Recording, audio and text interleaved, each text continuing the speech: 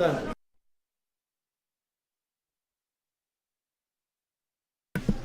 ISN Algarve. Agora está. Era aqui o. ISN Castelo Branco. ISN Coimbra. ISN Covilhã. Já está ligado. ISN Évora. ISN Lisboa. ISN Minho. ISN Porto. ISN Tomar. ISN Utado. ISN Utado.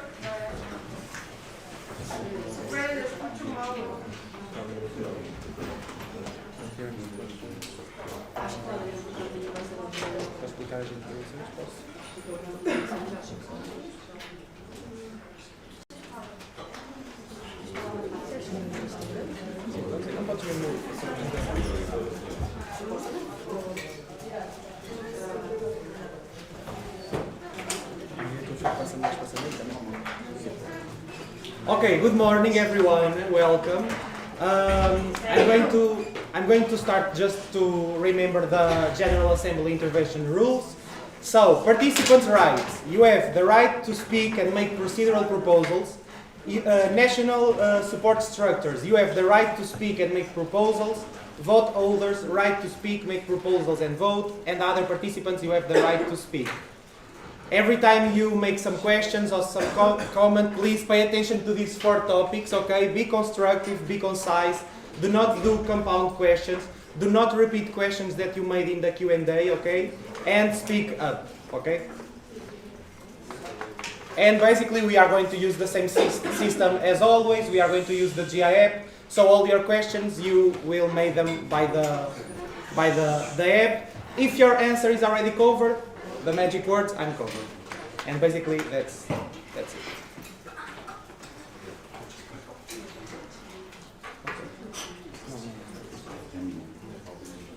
Okay, changes to the agenda.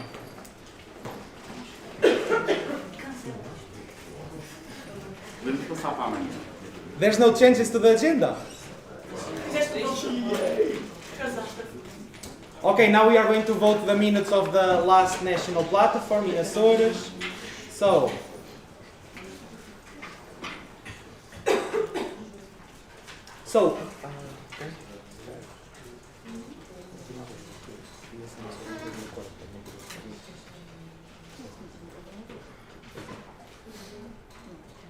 okay, do you approve the summary of the National Platform Açores 2026? ESN Açores, he wasn't present in the quorum check, so you can't vote. No. Okay. ESN Algarve doesn't have the right to vote. ESN Aveiro. Yes. ESN Castelo Branco. Yes. ESN Coimbra. Yes. ESN Covilhã. Yes. ESN Évora. ESN Lisboa. Yes. ESN Minho. Yes. ESN Porto.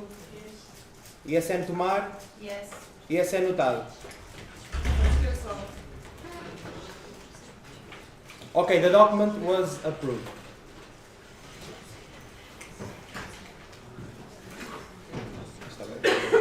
Okay, and we are going to start with the first topic, board updates. Please, National Board, come.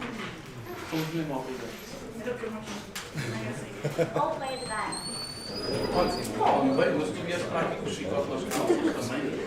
Não, porque eu não tenho calça, tenho vestido. Já tem uma coisinha.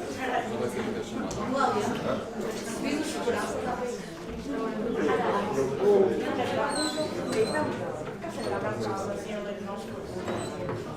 Ai, parece que eu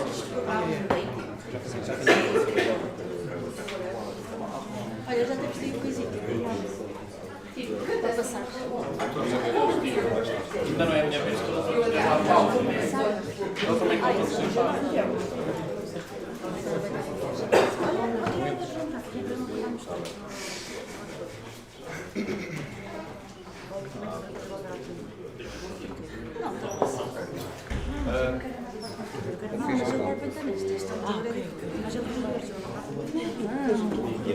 Vamos fazer.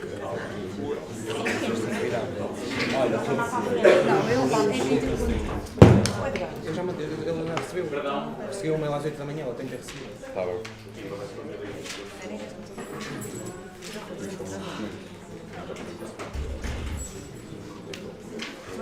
Volta-se um nariz. Esse computador não. Ai, é meu, mas é Sabes, estás bem com eles, os computadores técnicos. Olha, peço uma cena para comprar um papo rádio. José Porto. Quer apresentar uma Não, é queixa? só para ver. Obrigado.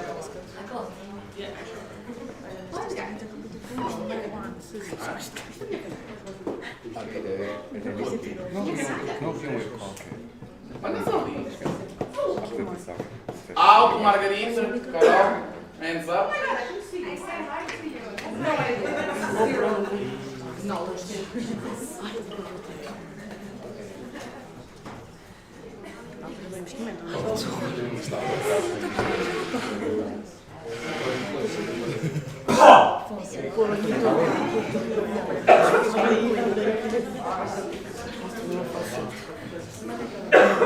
António, este botão faz o quê? Era já todos os O que é que vocês querem? Ver? Pronto, já. Não fez nada. Ah, nice, faz isso, faz isso. Bom. Tá, não preciso pegar. So hello everyone, good morning. I hope you had a great night at the Great Real. So for the first topic of this morning we have the board update, so what we have been doing since the last MP Azores, so since 28th of March until last Friday. To start with this presentation, we have our general updates, which is basically regarding all the updates of the whole national board. Sorry, So we had the Erasmus Generation meeting split in 2026 that you many of you were also present. We also had the preparation of the new activities proposal that we are proposing during this MP. We also held the Level Up EVRA, many network calls regarding the national boards of the SWEP, local board calls, superposition and calls, etc. We also had the Erasmus National Meeting 2026 and the Youth Advocacy Training to Mark, which we were also hosting. And we also have LBM in so regarding my part,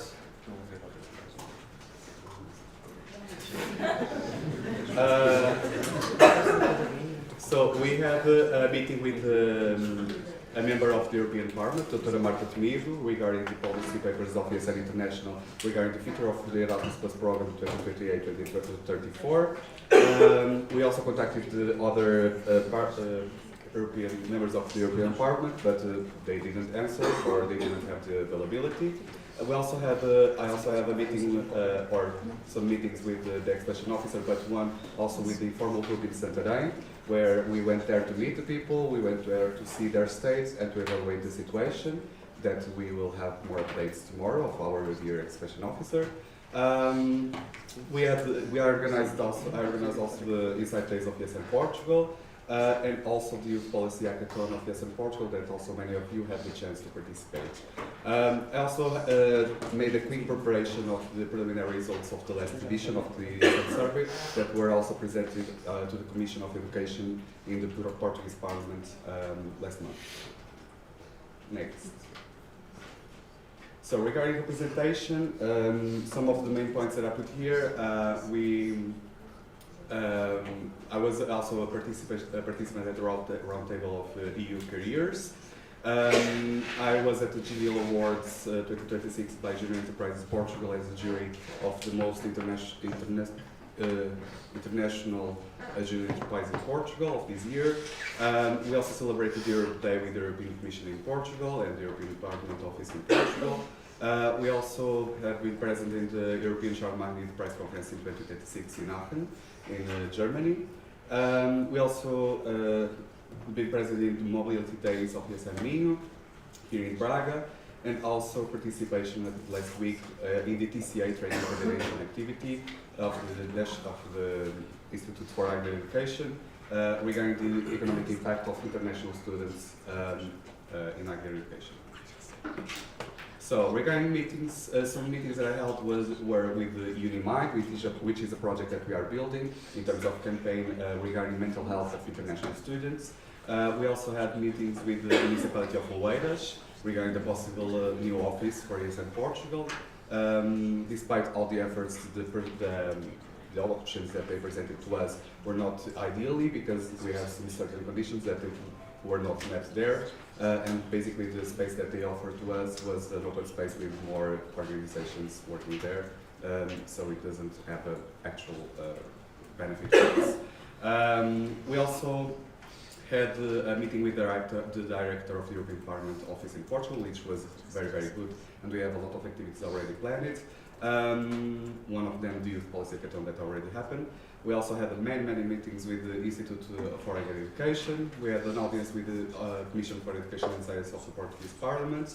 And we were also already in the on-board meeting of the Bem-vindo Portugal certification project, which they plan to give a stamp, basically, to the higher educations that most know how to receive international students in Portugal.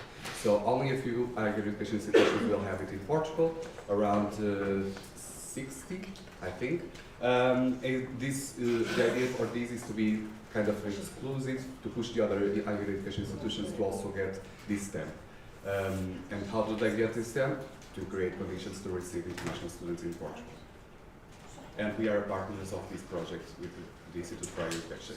Regarding network, I also made a study visit to ESN Porto. I was also the delegation leader of EGM Split. I was also the support of institutional contacts within the Erasmus National Meeting 2026 and education. Sorry. I also was in the education department calls and participation on the GA Spring 2026 and the education committee meetings, meeting calls international. Next, I think we'll be. Thank you. Very well. Very well. On the Vice President for Governance side, let me skip these animations. So of course the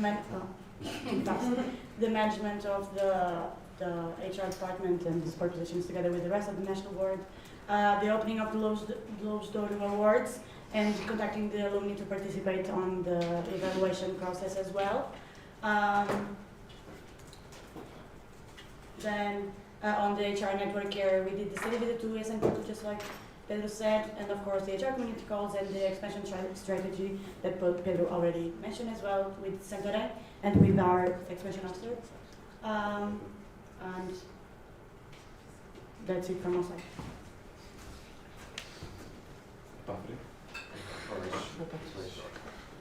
From my side, we had the national events Level Up, LDM Lisboa, NP Minho. We already have the preliminary fee for NP Coimbra. We are already working in Siena Preto Castelo Branco. Regarding LBM Covilhã, tomorrow we'll talk about that.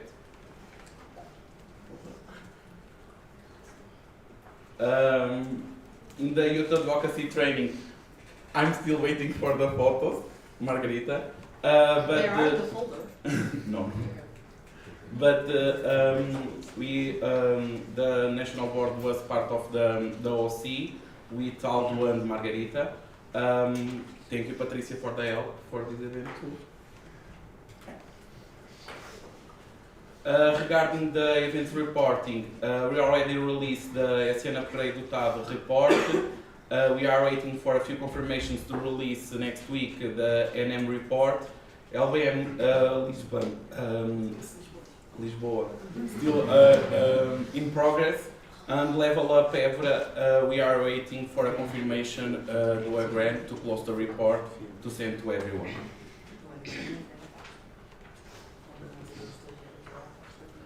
Regarding the first semester, we are already working with the Erasmus National Games. Once again, tomorrow we'll talk about LBM Covilhã. And next week we'll make the open call for community meetings are there already.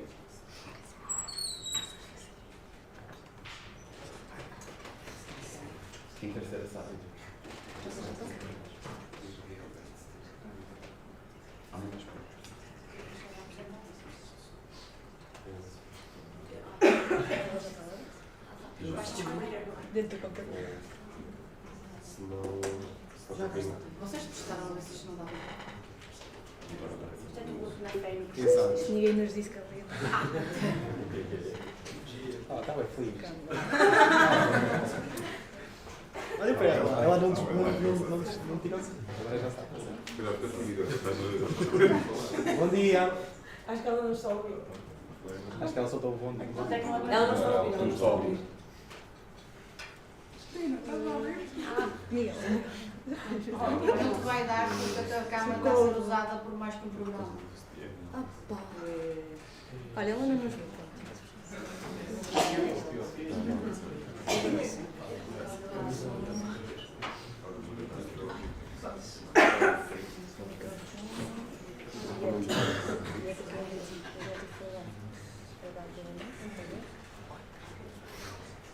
Sara, fala um bocado. Sara. Sara. Sara. Não. Sara. Mais alto. Sara. Sara, Sara. Sara. Sara. Sara. Opa, diga-lhe para ligar o microfone. Mas podem ligar para os Sim. Só que tu estás a ver.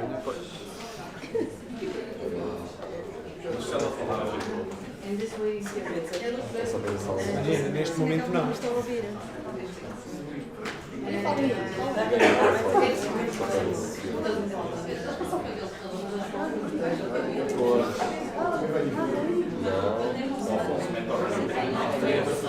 Olhem, estamos em Assembleia.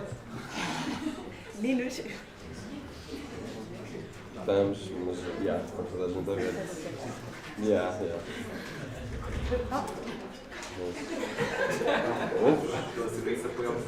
Mas não chega aqui, pá. Não, mas eu fiz qualquer coisa agora. Não, mas ela consegue nos ouvir. Cristina, estás a ouvir? Consegui, não conseguimos. Ok, olha, falas aqui no telefone, está bem? E eu vou dizer no espírito. Ó Miguel, não mistura da pressão. Ele está a apanhar o Google Meet que o Paulo está lá. Espera aí.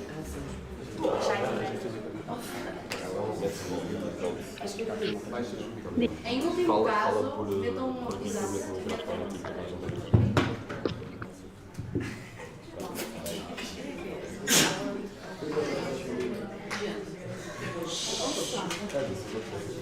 mas está a partilhar. Partilha o ecrã. Partilha o ecrã. Experimentei falar, agora sabe. Aí ela quer que eu partilhe com ela? Sim, porque senão não consegue. Ok. Tens que partilhar o ecrã. Sei que O microfone estava desligado, certo? Está aqui no vídeo. Sim, claro. Fala aí. So, hello everyone. I'm sorry for the condition in what this is being done. But well, on my part of treasure, not many things that I have done because I moved here, as you might have seen. So most of my work was related to budgeting and reporting of Erasmus National Meeting and financial supervision of all the events of ESR Portugal and the Federation's budget, as well as doing the reports and so on.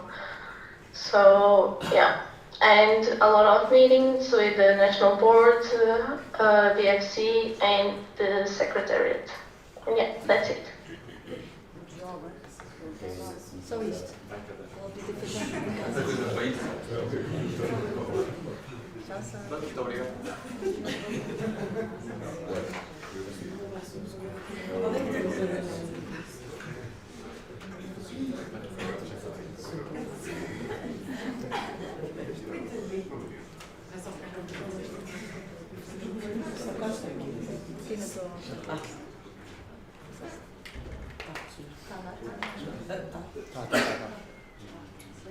Okay. Okay, from my side, so, okay, so generally I was translating the action plan and budget 2026 and the activities in financial report 2025 for the grant of the INM. I was working on a handover document, evaluating the those application and handling the process of new trainees on the pool of trees. Regarding grants, we started rebranding MESH and the national guidelines for MESH. Shout out to Margarita and Carol that helped me with this. This is still an ongoing process. We are, me and Katarina, we started talking about what can be done for the next mandate. Also with the help of Carol, we adapted the national grants tracker to a local grants tracker, and I supported Patricia in some grants implementation and reporting when she couldn't be present in the events, and also after regarding reporting. Regarding national projects, the Christmas with Portuguese families, we delivered the report, and as I said, for MESH with Katarina, we are also trying to understand what can be done in advance for next year. In the Erasmus in schools, with the Fabiana, we did the report, or she did the report, and I reviewed it, and we opened another micro grant. And for the Go Green, I did some card deliveries, and some info in survival guides that OCs asked to. Regarding meetings and networks, I went to some department calls. I did some department calls with my support positions. I met with Edgar and ESL Lisboa for LBM for the grant as a grant. And another meeting with Edgar and Patricia for the youth advocacy training in Tomorrow regarding grants, and also the preparation for us all to get a briefing about the event.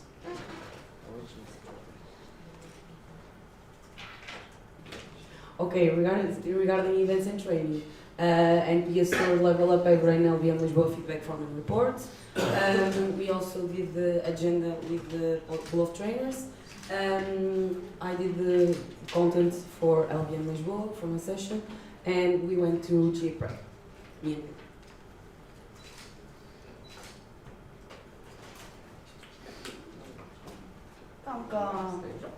Let's go. Okay, so from my side, let's do this animations first.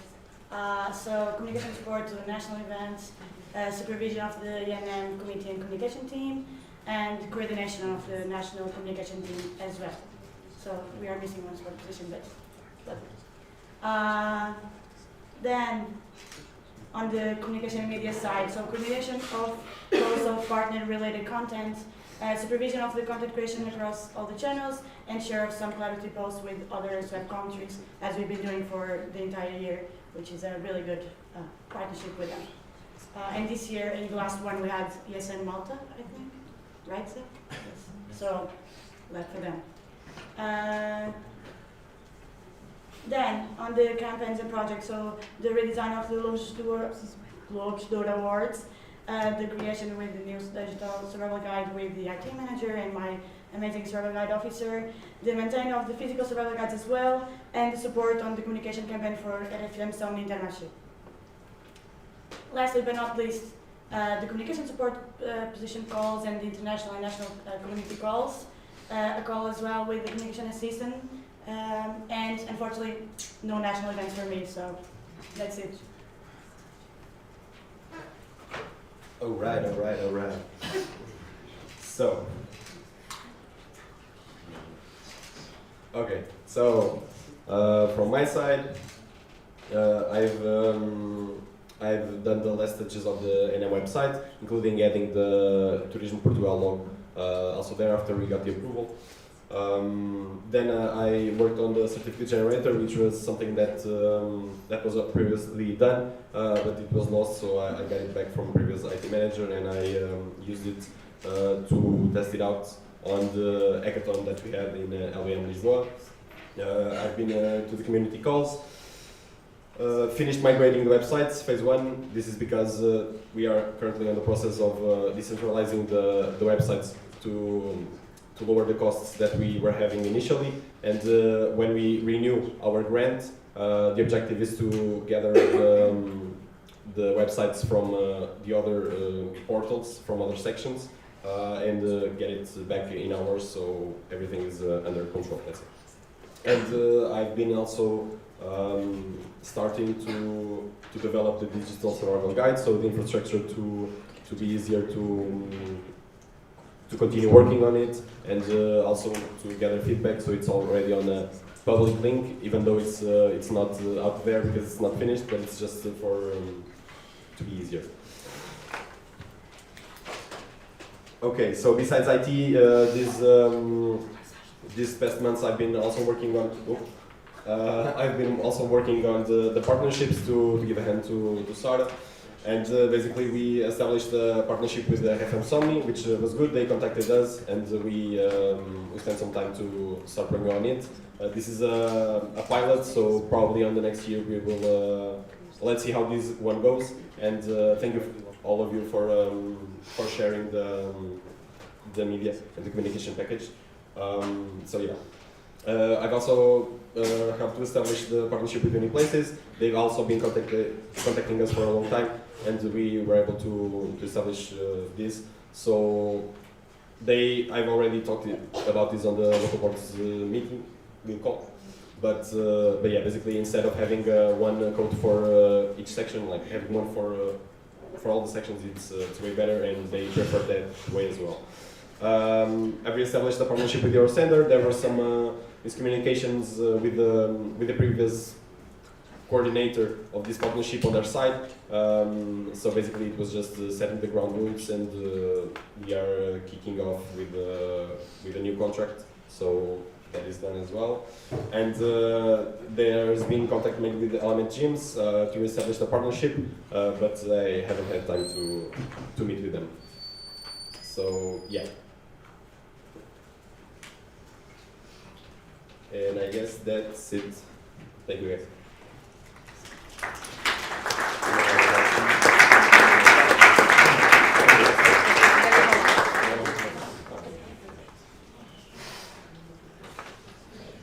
Não havem de Google de app. Não tenho aqui agora. Olha, vai aparecer isso. Live stream do Okay, the Q&A is open. We already have some questions. So, Afonso. Hello guys, Afonso Farias in Porto. Thank you for presenting your updates. Louder, please. Thank you for presenting your updates here in the national platform. I would like to ask specifically the timeline for the events policy paper. So, when did the national board begin developing the new events policy paper? I asked because possible changes to the current document were proposed in NPSOs, which was not that far away. And to our knowledge, local sections were not consulted during this process after that NP. Technically, the sections were consulted more than one time, and we are still waiting for the feedback of SN Portal from the community calls that we made, because we asked the sections feedback regarding the documents in the community call, and we didn't receive any feedback from the sections. And regarding when you did start developing, that was my original question. Sorry? When did you start developing the new paper? That was my... Technically, was a process that starts last year already, because the consultation started last year in the second semester for the new events policy paper. Thank you. Okay, Arish. Hello, Aris, CSN Porta. Thank you very much for your update. My question is about the A&M report that was expected to be available by this national platform in the weekly report. And is there any specific reason why it will end? Like its partners, it's not finished yet? Yes, the financial report is not closed, only the logistical and the feedback report yet, because we're still in payments and we are waiting for confirmations of grants to close the report.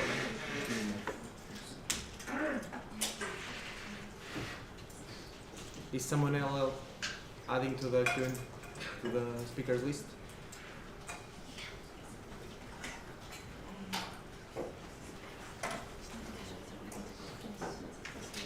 So I propose to close the speakers list. If anyone opposes, the speakers list is closed. Thank you.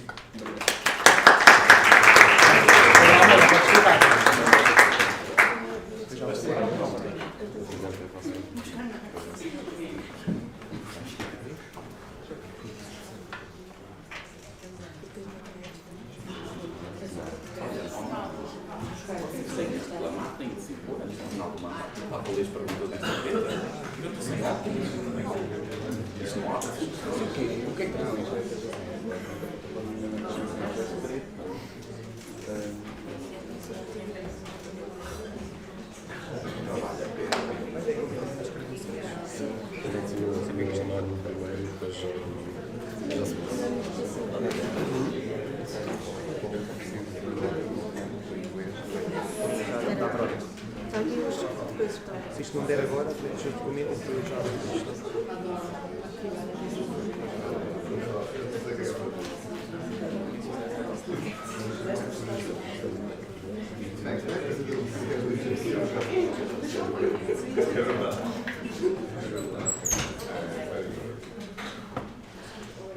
esqueci-me a meta agora. Para começar a apresentar, depois já depois não consigo ver as coisas.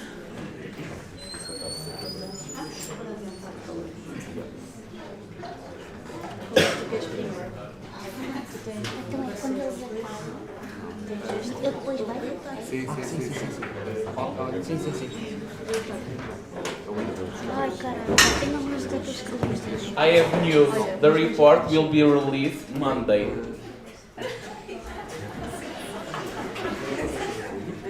Opa, imagina. Não é que não vou tocar aqui.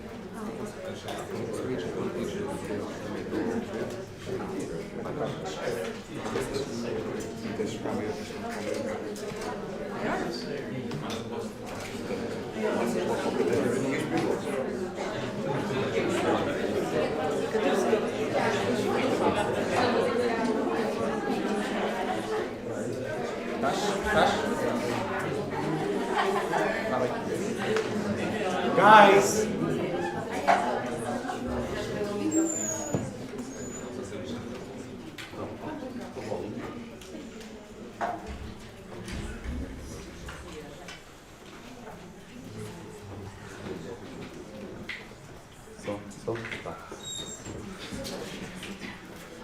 Can I? So, hello again. We are now proposing our amendments to the internal standing orders. For it to be easier for you to understand, I will just present the proposals and the document. So, regarding the first proposal that we have some different proposals that we are going to vote in separately. And the first one will be regarding this Article 14, which basically is just a removal of this sentence, of this point, because it doesn't already match with the reality of ESM Portugal. So there is no form in our website, and we also think that it's not a good idea to create this form again, because it would create a distance between the people that may have interest in creating a section and the national board. So it's easier for us to be on the most intuitive way, which is sending us an email demonstrating the interest, and a letter of the support from the higher education institution. Of course, that we expect that they do not have this letter on the first email, but then it's something that we meet with them and we also explain everything to them and support them. So this is just to remove this formality, which for us it is unnecessary and it is already not used. So regarding the Article 22,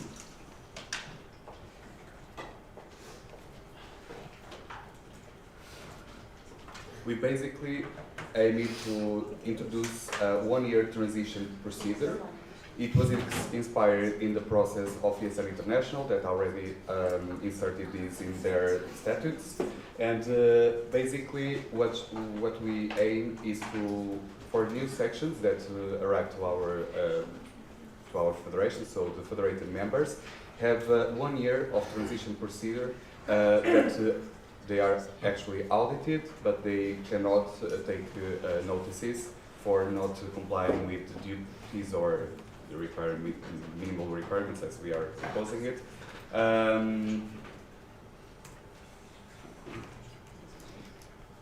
Yes, and that's it. So basically they are excluded from the Article 47, which explains the phasing notice system during 1 year. So starting on the date that they were approved at the NP, ending 1 year from then. We also, with this proposal, we want to vote separately to understand if you agree or not. If you want to make this proposal with a retroactive effect, which in this case would benefit ESL Açores, which took a notice in the previous NP this year, and this notice will be taken out, okay? So, regarding the Article 47, or? Yes. No, but we can go to the 21, or? No, the 21. Go to the 21 first. So we have in the explanatory memorandum, we have one last proposal, which is multiple articles. However, it's namely the Article 21. However, the changes that we are proposing in the Article 21 will reflect in the other articles that refer to the duties, and now they have to refer to minimal requirements. The idea behind it was the discussions and the consultations that we made to the local boards throughout the whole year. And what we understood that we could make is that we could differentiate between duties and minimum requirements. They are the same, they are things that the local sections have to comply with to be part of our federation. However, what changes here is the way they are audited by the Audit Commission or by the National Board, okay? So the idea is to take out some of the duties that are currently on the duties and insert the minimum requirements, which are the ones that are going to be audited before every NP, okay? So instead of having a whole list of 40 points that you have to, the Audit Commission has to audit all the sections for all the ordinary NPs. Now we just have this simplified, and we have the minimum requirements only to be checked before every NP. All the other duties will still be audited by the audit team, by the national board, and sanctions may be applied if not compliance, if the sections are not in compliance with the duties. As this procedure already exists, so this procedure that I'm explaining now, which the sanctions that sections can take if not compliance with the duties, is already written in this current document. So moving on to the Article 47.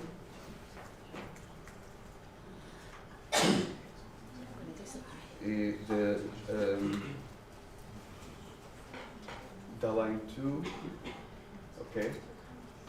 So,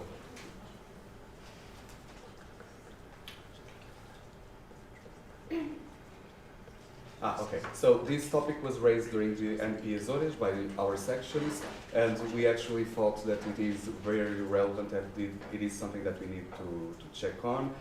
So now we propose that before the NP, the sections already know if they will have the right to vote or not. And the duties, or now the minimal requirements, will be checked 1 week before the start of the ordinary general assemblies. So you just need to send the documents 1 week earlier, and you come to the NP already knowing if you have to vote or not.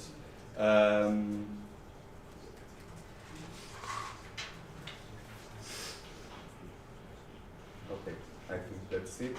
And so we have to put all the deadlines that you need to check to make. So, for example, you need to send the documents until the 8th day prior to the start of the General Assembly. And the audit team has 7 days before okay, I'm very confused without the coffee. 7 days before the start date of the each ordinary General Assembly. The other changes that we made are mostly regarding also the Article 21 that I already explained. So moving on to the Article 61. This was also a topic raised during the last MP, and basically this is just to explicit mention that the delegation of voting power and representation, which is made in favor of an effective member. For example, if you delegate the vote to a member of your section, you will still be able to vote on the change on the topics that were not initially in the agenda. Basically, that's it. So, to avoid confusion, because if we understand if the person of the SNR is part of the section, he knows entirely, and he was delegated with the voting power, he knows what the section wants to vote. So, only when you delegate the vote to other sections, it cannot happen, okay? Because we assume that we did not have the time to consult them prior to the General Assembly. It is it. This is it. These are our proposals for this General Assembly regarding the internal standing orders of Eastern Portugal. Thank you. Thank you.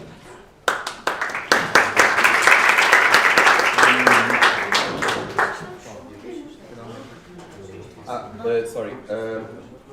This time we also want to introduce and I also would like to thank the audit team, especially Claudia, in elaborating these proposals. That was very good help.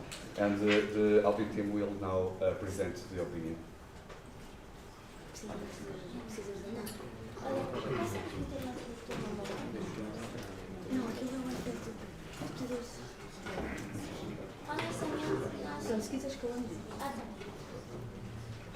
Okay, so Pedro proposed me to, in the name of the audit team, to come also to present the opinions that we issue. And I think it's great, since this is a way for you to understand how we issue an opinion and how it ends up being positive, because it's a long process until it is a positive opinion. And it's all the process cannot be described in it. So this is a way for you to understand what is happening in the backstage until we reach a final proposal and a positive opinion. Okay? So as we explained, and it's written, it's a duty of the audit team to give recommendations to the National Board regarding several aspects, and this is one of them, okay? So, this starts with the National Board sending to the audit team the initial proposal, okay? And then, from that proposal, that is sent 1 week prior from you, like to us. So, we, audit team, received this proposal like 2 weeks before the General Assembly, and then it's sent to the local sections 1 week prior to the General Assembly. And we have 5 days to work with the National Board to provide recommendations, suggestions, guidance, and our opinion on what should be changed from the initial proposal and what should be corrected. Regarding the first amendment proposal, this is one of the initial ones, because the duties versus minimum requirements was a part that we did only Friday, because it was following the local board's call.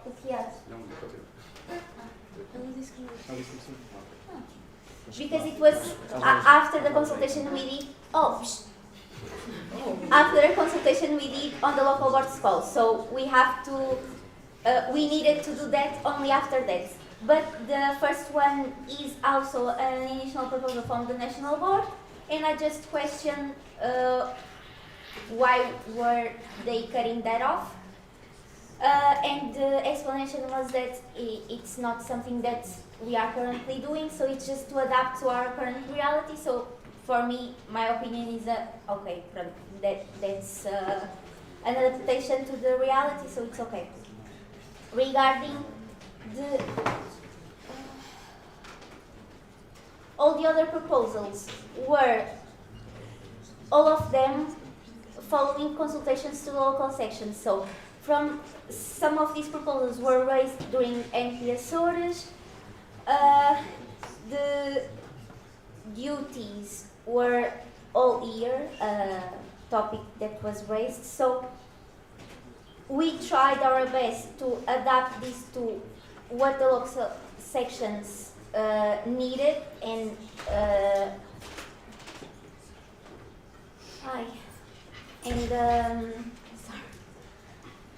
and told us they were something they wanted to change. So we tried our best to hear them and to implement the proposals but also adapting to the strategy vision of the national board. So it was something that needed to be articulated, but I believe they really try to listen to you and try to understand what were you saying and what you need. And that's why the opinion of the audit team was a positive one, because it respected your wishes. Regarding another thing that the audit team needs to do, which is to verify the English version, for you to understand the English version, what we usually do to verify if it's the same as the Portuguese one is that we are having the two versions, you know, and line by line I check if everything is like corresponding. Of course there are some mistakes because this is long hours of work and it's made by humans, so of course we already identified something we haven't changed from duties to minimal requirements. Of course I just noticed that Article 22 was saying Article 2, so it's normal that some mistakes are found, and we try our best to minimize the mistakes that are seen in the final proposals, but sometimes this happens, so I think it's normal, and we are so yeah, that's how we do things, and yeah, that's why the final opinion of the team was positive. Yeah, I think that's it. Okay. Thank you.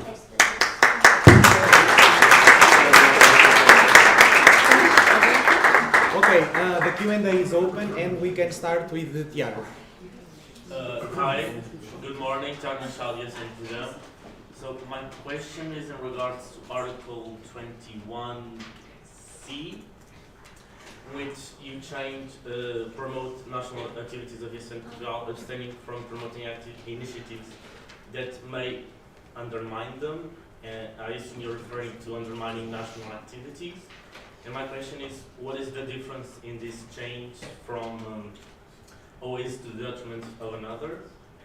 And what is classified as undermining? Yeah, thank you. So this was also from a discussion that we had during one local board's call. And basically it was actually raised by ESM Porto, saying that this leads to the interpretation that when we are having a national event, for example ENM, that sections cannot make any kind of activity, and while you are promoting DNM, you cannot promote any kind of activity. And I understand that it might have this interpretation. That is not our interpretation, and we want to make it more clear. So we just put it this way. So we think that this way, from saying abstaining from promoting initiatives that may undermine them, is as we explained during this local board's call. So if you are proposing like a big trip of like a collaboration of 3 sections, and you want to make like a ENM Minho, it will undermine, of course, our national event, and it will dice our national event, and and consequently ESM Portugal, and so to make sure that this not happen, we expect like that it will not happen, but we to make sure that it doesn't happen, we just put it here and make it more explicit. That you can also have the events while we are having the national events. You can also promote the events while we are promoting our national events. However, always having in mind that it will not have a negative impact on the ESM Portugal events. That's it. I hope I covered your question. Yeah, sort of. I was just like, my concern was like, how is this going to be evaluated? So like, when you don't like specify like which kind of event, for example, like a trip. If I do like, I don't know, some event, next audit team might think I'm undermining a national event. This is not. I don't know how to put it more like explicit without being too much explicit. Because, for example, if we are saying like, oh, you cannot make trips, you cannot make big events for more than 500 people, like we cannot put it in words. So we leave to the good senses of people, and this will also be evaluated mainly by the national board. That is the one that can put sections, not the audit team, if not comply with the duties. Okay. Matilde. Okay. Isabel.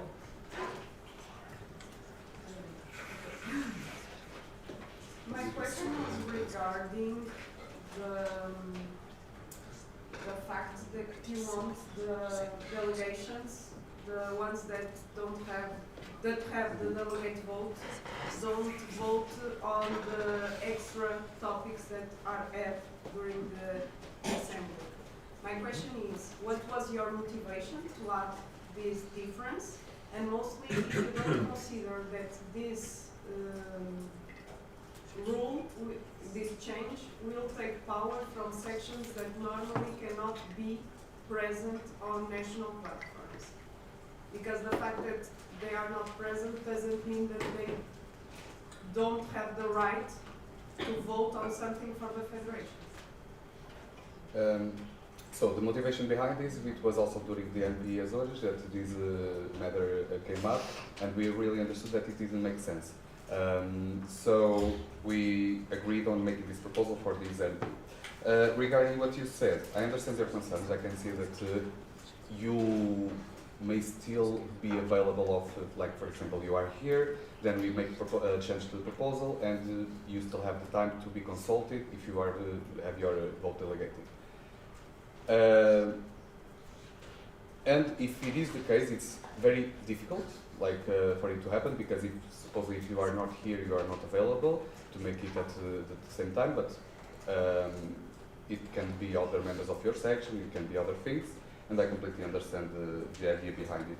That's something that we never thought while making this proposal, because it was always made like this, been made like this, and we didn't think in this case. However, for now, this proposal will remain the same because we didn't have the time to propose something like, we need to think before making this proposal, okay? Okay. Can you please answer my question? Do you think that this will take power to small sections or to the sections that cannot be represented or not? I mean, the impact, I don't think it will be big because, for example, usually changes to the proposal, to the agenda are not like very, very important matters. However, it can be. So, and I understand that in a small section, it can significate that you do not have the same resources to send a lot of people here, to have at least one available person here, and I completely understand that it can happen, yes.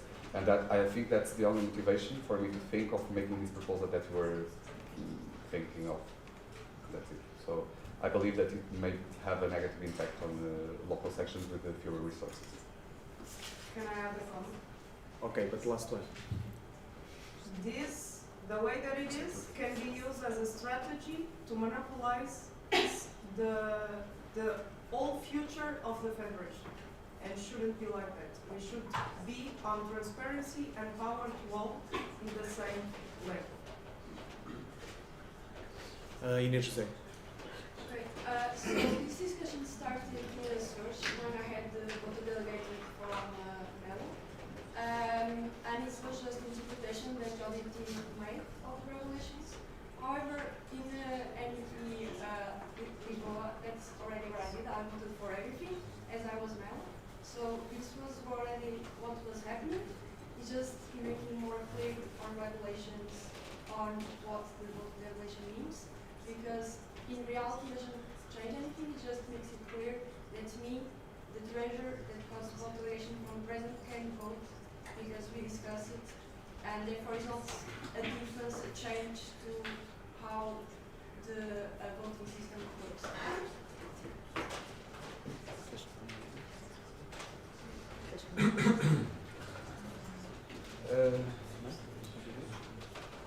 Sorry, I have to think.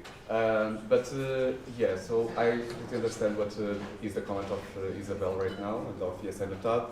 And we are going to discuss it within the National Board after this presentation, and maybe we can have another different proposal. And that's it, because I completely understand what you are saying. That's something that we didn't follow. Tiago. Tiago Machado, yes, and Villa. It's about Article 21C. I think I made a mistake. H. No, yeah, sorry. This was the way.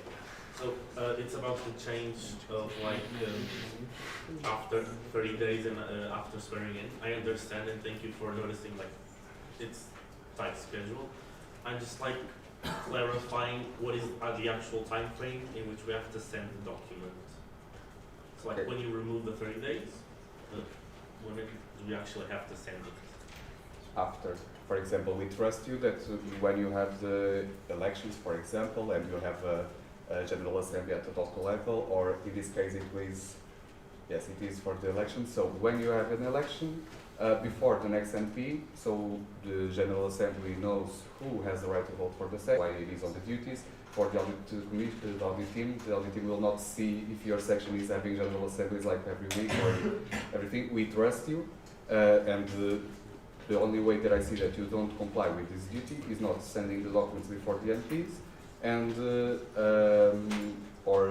yeah, that's it. That's, so we trust on our sections, and that's it. João Lima. João Lima, Yesen Castelo Branco. So my question is regarding the Article 47.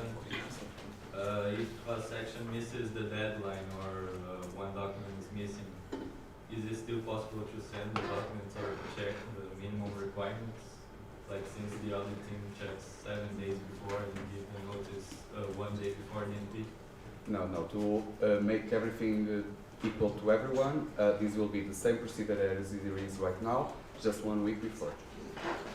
So otherwise, we will. Are supposed to be notified before the NP? Will they know just 1 day before it? I didn't understand. It wasn't clear for me. Okay. So I think I think the exact words were like until the day before the General Assembly. So it will depend on the availability of the audit team. Of course, I hope future audit teams will try to do it as soon as possible, but yes, to ensure that you know if you receive the notice or not before the General Assembly, it's until the day before, so like Friday usually, okay? But like, if it's possible to do it earlier, we have that possibility because of how we wrote it in the standing orders, you know?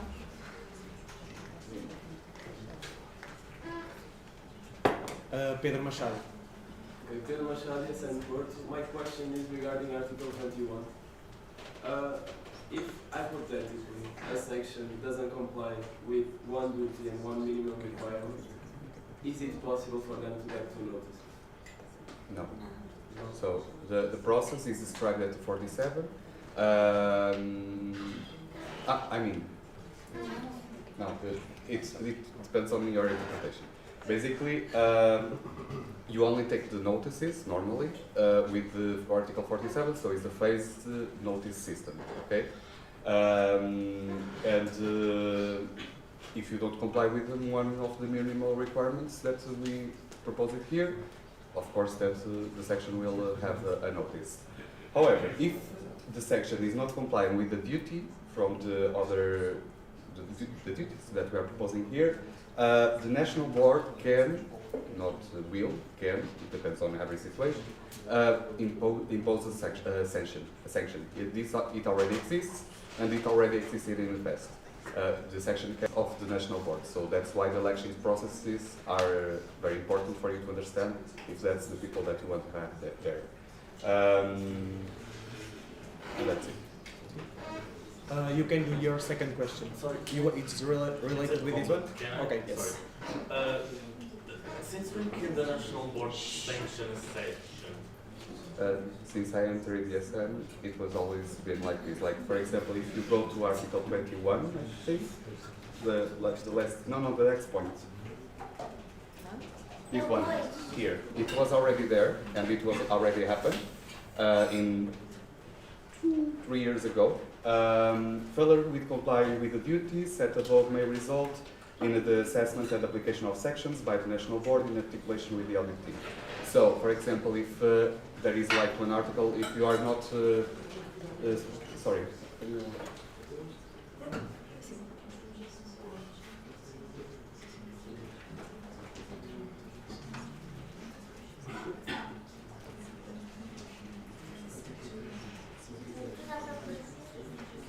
I don't know, but it's not there. But it's, for example, it's the first one, but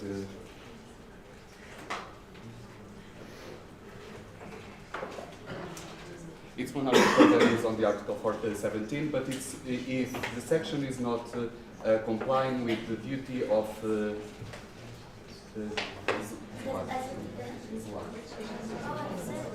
Zilling. Like caring for the good Caring of for the yes, for the good of the federation. It can be like a way that the national board has to control this. So basically, if you are not complying with the duties of the president in the present statutes, if we are not complying with the statutes, we have a reason. For example, last year when the national board proposed the expulsion of Yasser Lagarde, it was based on duties, saying like, okay, the section is not complying with this duty, and this duty, and the section that we proposed at the time, it was expulsion. But national board can impose sanctions directly, as it already happened in the past. Pedro Machado. I think my second question was really similar, because my problem was in the duties that it says that the sections could get a sanction and not notice, and in the minimum requirements it says that the sections that do not comply with the minimum requirements will get a notice. So, like, in the wording of sanctions and notices are two different things, and why is it written like that? Why in the duties it says that they may get a sanction? So will they get a direct sanction if they don't comply with the duties? Why is the order like this? And not the minimum requirements, they get a sanction, or both they get a notice? Why is it like this? So we want to maintain the process, the same process that it is, as it is right now. So for the duties, we have the sanctions that can be applied, and for the minimum requirements, we have the notices that can be noticed. And that's it. Something? Okay. I think I understand what you're saying. The point is, the minimal requirements are always checked in the national platforms and the duties are not. And if you're not compliant with the duty, you don't directly receive a sanction. Okay? It's like you could receive, but it's not a mandatory thing. The notices are, or you are complying or you are not. And the sanctions is kind of different. And I understand your point that the word sanction might seem like something very heavy, but it really depends on what is going on with the local section in that time, and like hard sanctions and heavy sanctions will only, I hope, be applied if like you're not compliant with a lot of duties, if you have done something that was really harmful for the federation, you know. If you, I don't know, if you vai lá para baixo, Afonso, para eu ver o que é que está. Ok. Do 2, não é? Do 2?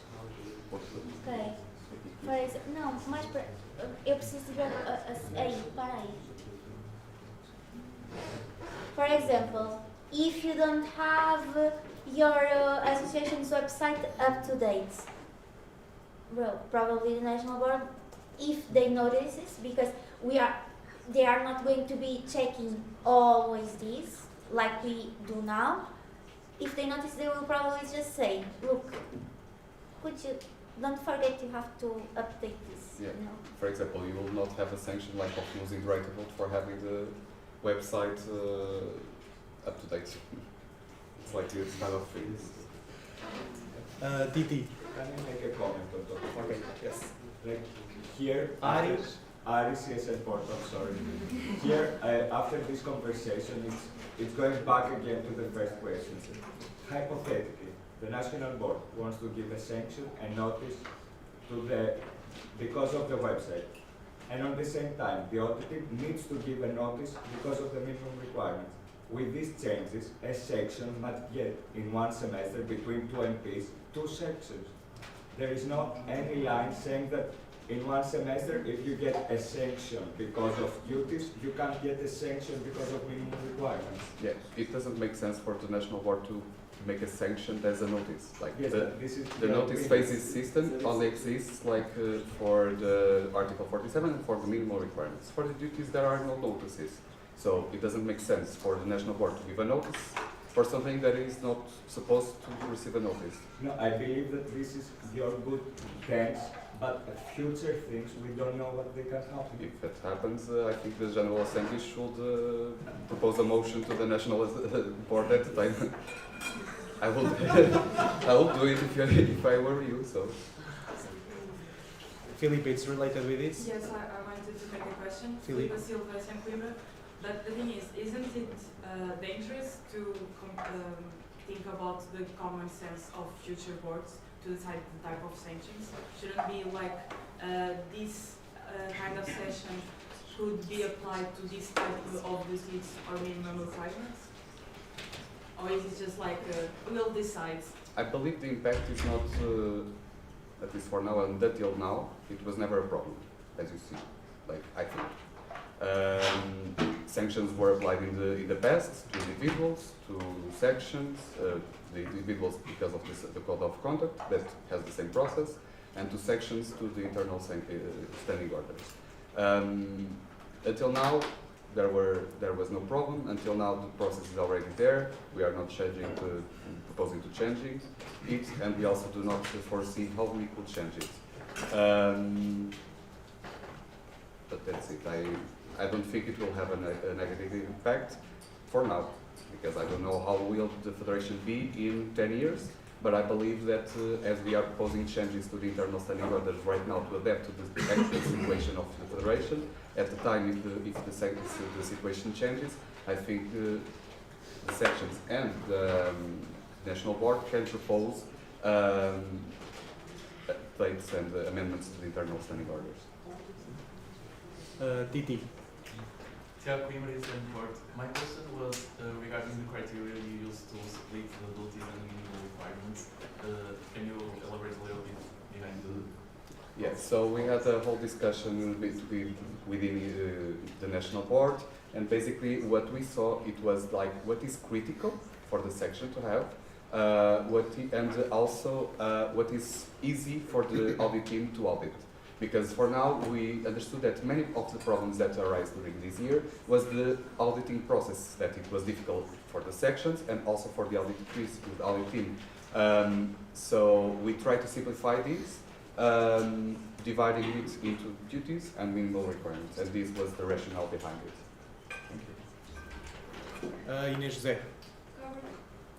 Isabel. Regarding the sanctions, I think the point is a little bit too general. First of all, let me start again. Thank you for including this, Claudia, Viedo, all national board, all audit team. This was a really good upgrade, and thank you for your efforts and for hearing the feedback from the sections. But however, I think this point is a little bit too general, and maybe it's this that we are trying to understand. I think it would be, and my question is, if you think that would beneficiate if we put like, the duties need to be complied at least for a limit of time, for 1 year, and explicit the sanctions that could be applied for the local sections. Because this shouldn't be a menu like, today I want to take the power of vote, tomorrow I will give a warning. No. It's not depending on the moment of the section. Should be something transparent for us, local sections, know what can happen to us. This is not a buffet. So, basically, we thought of it, but we cannot predict everything that can happen. So there are different duties, there are a lot of different duties that, and within each duty, the non-compliance can happen in many different ways. So we cannot make a menu of saying like, if you do this, you have this sanction. If you do this, it's like the code of conduct. Like people can do very, very complicated things that we cannot predict. So we need to leave it open to interpretation. So it adapts to each situation, because we believe that each situation has a different condition, and needs to be further evaluated before noticing a sanction. Examples of what I said is like I don't know, if a section really makes something that is very harmful for one national event, like forbidding for going to the next national event, as happened before, or lose the right to vote if it's really, really bad. I don't know. It depends on the situation. I cannot say like, if you do it this, the national board should do this. So because it depends a lot of the context. Like for example, you can maybe like not having the website updated, for example. It can be for many reasons. It can be for the lack of support from the IT manager of ESN Portugal. It can be for the lack of human resources of ESN, for example, of your section, ESN Prad. And it can be, a reason can be like, I will not update my website. And how we will solve this? It depends on how the situation evolves. So we need to leave it open to this interpretation, and we cannot make, even if we make a document with 50 pages defining different scenarios that can happen, it's very difficult for it to make, and if it is made like this, it will make it even more difficult to apply, because if a thing is not predicted there, we need to come back to this line and article again, which is like the national board will decide. Melo. Mariana Melnias and Lisboa. So my question is a bit in line with the questions regarding the sanctions. With this new division between minimal requirements and duties, you define that if the sections don't comply with minimal requirements, they receive a sanction or one. But you let the point 2 stay. So if a section don't comply with the duties, they can still receive a warning or sanction depending on the evaluation of the national board. Don't you believe that leaving a gap with no criteria, just depending on the evaluation of the national board, can be dangerous? What is the reasoning behind leaving this point if the objective is to cut some slack on the sections and have some duties not being sectioned? If I really understood, we do not say that sections can take notices by not complying with the duties, okay? Only with the minimum requirements. The only thing that sections can receive is sanctions.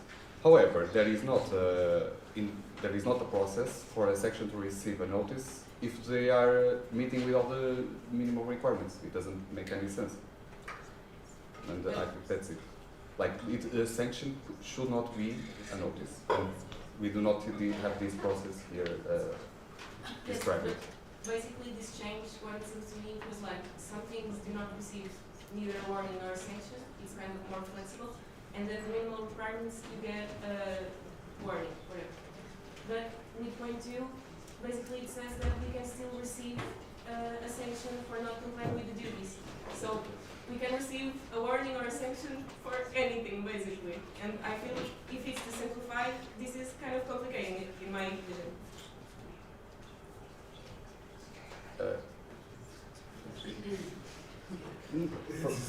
As I said, for me, no. For me, it isn't a process. Like a section receiving a notice with all the minimum requirements fulfilled, it doesn't make any kind of sense. Like we do not have this process described at our internal standing orders. So what is described on the internal standing orders is the sanction, and the sanction should not. From the national board again. Ah, wait, sorry. If I maybe misunderstood. So you are saying that we have the point 4 again. No. Point 2, Yeah. failure to comply with the duties set Yeah. out above may result in assessment and application of sections by the national board. I mean, it doesn't have any criteria. It's like, if you feel we have to receive a sanction, we receive. If you feel we don't have, we don't have. But it's like, what are we? Depending on common sense on people that can do whatever they want. But yeah, that's exactly it, because as I said, it's very contextual for us to put in a document saying like a menu, like a receipt, like if you do this, you do this. It is very impossible because it's highly unpredictable for us to put it written. So we just propose to maintain as it is right now and maintain as it has been right now. I just believe that the internal internal documents that basically align everything we do should be complete. And we can have lines that say maybe yes, maybe no, because it's not how it works. We have to have criteria for things to happen or to not happen. If it's open in the air, we don't know, maybe the next words may give section for everything, you give for anything, and we are like this. Yeah, but that's like the national board is a strategic role, and that's why we elect people. Otherwise, if you have like put it, like the internal standing orders, if it was like, if this happens, you do this. If this happens, you do this. You don't need us. You just need an Excel or artificial intelligence. Like it cannot be in this case of contextual things. It needs to be given up to interpretation. Because if we take this point 2, if a section is not complying with the duties, what will happen is that the national board has no power on this. Like you can do whatever you want in our Then we have federation. to stay firm in our decision. Everything receives a warning or a section. You're saying if you don't have this line, then you don't have any power to do anything if the sections don't comply with the duties. Then we just leave it there. If the sections don't comply with the duties, they receive something, a sanction, whatever. That's it. Exactly. I just want to add something, because the point of this is to be more flexible with you. So the separation of the duties and the minimum requirements is for you even to have more time to do the stuff. So we are in a national organization, we are 12 sections, and it's not the separation of these two things that now you don't have to do the duties. Of course, you're going to receive sanctions if you're not complying with what you have to do. This is just the flexibility for you to have more time and more time with yourself and your sections to do what you have to do. Of course, the minimal requirements for you to be here, it's of course you're going to receive a warning, but the other side, for example, the website, we are going to talk with you. So you have the website, you have to update it. We are not just going to give a sanction just because of it. It's just the flexibility and the proximity and the transparency that we believe that you are going to do the duties because you are here and that's your point. Isabel.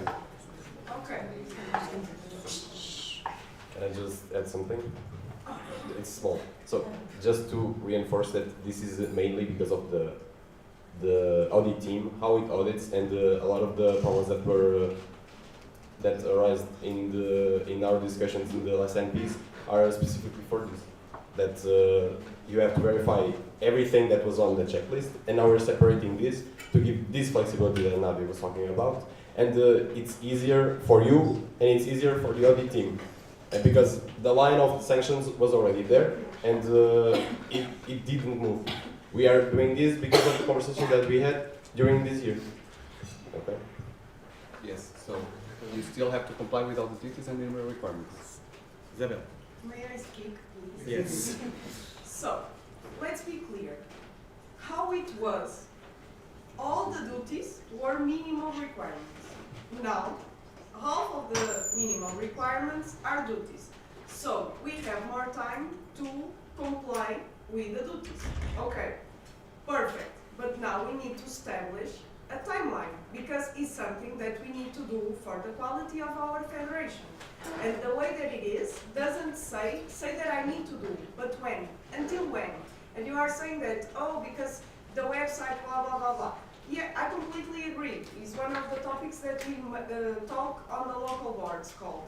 And exactly because of this, it's important to establish a quality, reasonable line to make sure that in 1 year, for example, at least one per year, all the duties need to be complied. It's incentivized to be every time complied. Because when I have a minimal requirement that I cannot fulfill, I talk with the audit team, and the audit team says, okay, Isabel talked with us and we are not going to give a warning because of this, they talk with me. So with the duties, it's exactly the same procedure and shouldn't be different. So, let me finish, Pedro. I have ADHD and I'm here trying and giving a lot of effort for not to forget this. So, what I think that would beneficiate, and again, my question is, do you think that would beneficiate to put a timeline for the quality reasons and put a list of sanctions in the regulation, internal regulation of the federation? Because in this way, we know what to expect from the sanctions. Because you are completely saying, okay, if you not fulfill with the minimal requirements, you get a warning. But if I don't fulfill with the duties, but when? How? It's like, yeah, I have all the time of the world. No. We should have a limit, and we should have a list of sanctions for not be, okay, I wake up and I decide this. So, the duties need to be in compliance like throughout every part of the year. So if the national board understands that a duty is not being complied, or if it happens a situation like a specific situation that it is clear that the section is not complying with the duties, a sanction may be noticed by the national board. Also, once per year, the national board proceeds with the quality assurance process, where we understand how is the section, how are the things being done, and also if the duties are being complied with or not, and how. And that's a way that we can understand how to help you, and in case that something happens and it's really harmful for the federation, and a sanction can be noticed. Regarding the part of the list of sanctions that we could insert here, like saying like if you are not complying with the duties of the federation, sanctions may be applied, and the possible sanctions are X, Y, and Z. But that's as I said, it's very difficult to predict everything that can happen. Like it can happen really bad things, so we cannot predict everything in our internal standing orders. That's why it is leaving up to interpretation, and also a timeline. It is not possible because it can happen during this NP, like only an event, like behaviors of people, for example, and it can happen throughout the whole year. So the duties need to be in compliance throughout the whole year. That's it. But you already just said that you are going to see that in the quality assurance process. Also. So. Also, but it can yeah, be. But that should be there. Should be written. Should be written. It's not. Shouldn't be so open interpretation, because the open interpretation only beneficiates one part of this side. But then we also have to put all the processes of quality processes and meetings that we have to use with you. No. If you say that you I don't know, I'm crazy guys. No. Yeah, you're right. Yes, okay, let's say that, okay, thank you. Because if you put this very explicit, like, the duties must be fulfilled always. Okay, we understand that, it's obvious. But at least put a timeline for also give the responsibility to local sections to comply. But then, for example, there are duties that are not checked in the quality assurance, and it is impossible to check because if happens some extraordinary event that we are not expecting and it's harmful for the federation, a section may be noticed. So it's not only on the quality assurance process that we will verify the duties. It's throughout the year, every year. Right now, we are checking if you are doing okay. Yeah, but can you tell me the duties that you cannot check in the quality assurance? Yes, the ones in the 17.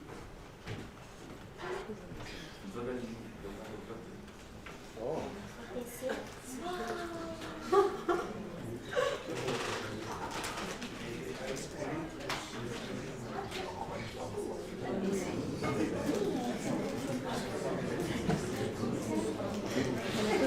So, this one will contribute to the good name of the Portugal following its activity with interest and enthusiasm and avoid any acts that may cause its disrupt, and or material damage. So this is not something that we are going to ask like, are you doing it? Because we expect it for you to do.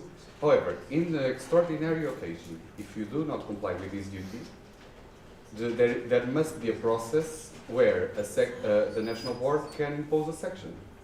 But now can you put on the Article 21.1 where it says the duties of the federated members are? It says on the 17th, and on the 17th it also says on the 13th. So. Yeah, but it's like all the ones that are behind and these ones. So, except the good name of the ASEAN Portugal that eventually you would say, it's only the minimal, the duty that you cannot check in the quality assurance? I don't think it's the only one, but that's one example that comes up to my mind when we are thinking about duties.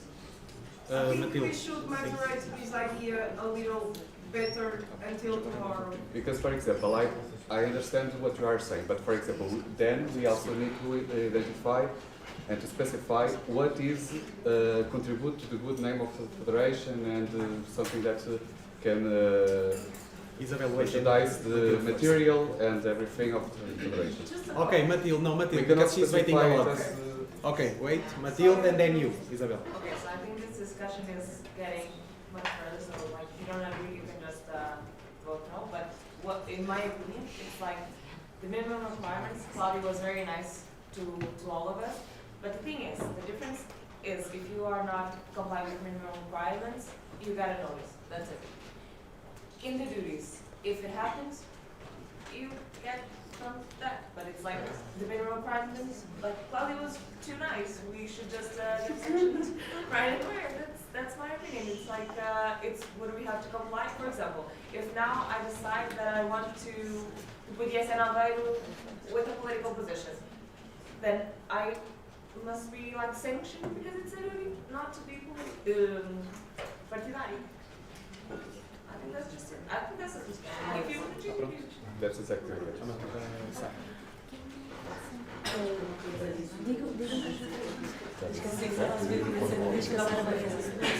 Okay, so Sarah will give you a word, okay? Sorry guys. It's just that, for example, if we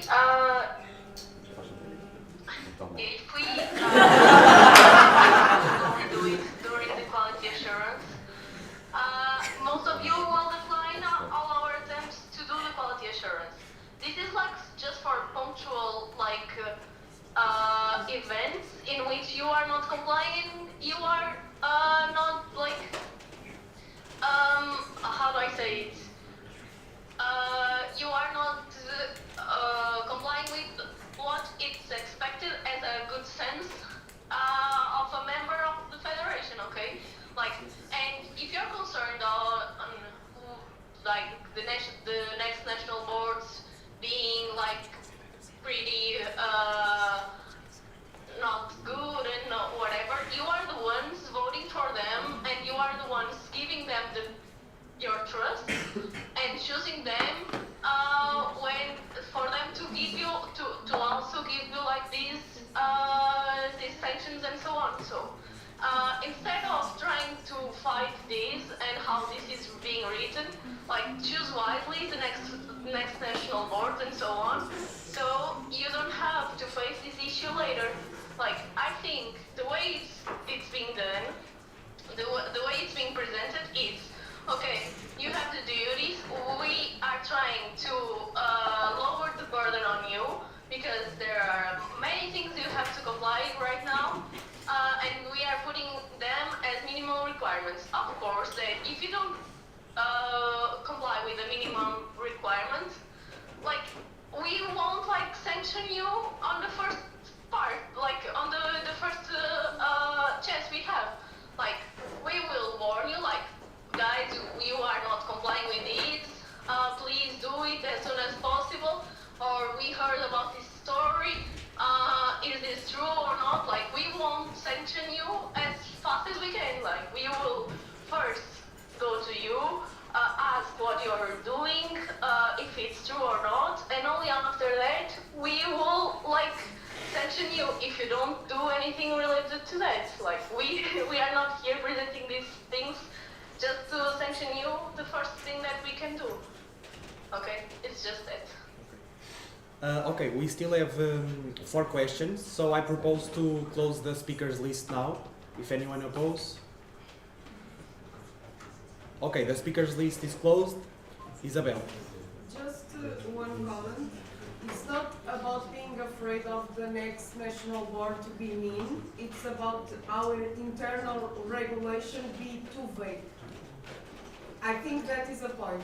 The other point, we need to establish very well if the MPs are the place to debate or not, because when we debate, we are vote no if you don't agree. When we don't debate, you close the streaming in the end to ask why the sections vote no. So we need to establish this. Sara Arnaldo. Sam, yes, and Mark. I'm going to ask about minimum requirements. One of the main issues previous, the expensive list of minimum requirements was that sections with fewer human resources often struggle to keep everything date simply because they didn't have enough people to manage. While the list of minimum requirements has now been reduced, so has the time to give out the documents. And I just want to know if this doesn't continue to disproportionately affect sections with fewer resources. In fact, couldn't you make the situation even more challenging, particularly given that failing to meet these earlier deadlines could result in the suspension of voting rights in the MP. I just want to understand your linha de raciocínio, to this new solution to make the deadlines shorter. I'm a little bit confused with this, so maybe you can clear me out. Okay, How so you come up with this? the deadline is still the same. So it will just be checked 1 week before, but the process, like the auditing will send the email saying that on this time you will need to have these documents prepared and everything, in the same time, like with the same antecedents that it is done right now. So all the timelines and the amount of weeks that you have to prepare these documents will be exactly the same. Just you can prepare to the national platform knowing if you are having the right to vote or not. And this was a proposal proposed by, actually, I think it was Tiago during the next MP Azores. And also regarding the, it was it, I think. So it will. We don't think that it will have a negative impact because we are not reducing the time where sections have to prepare the documents.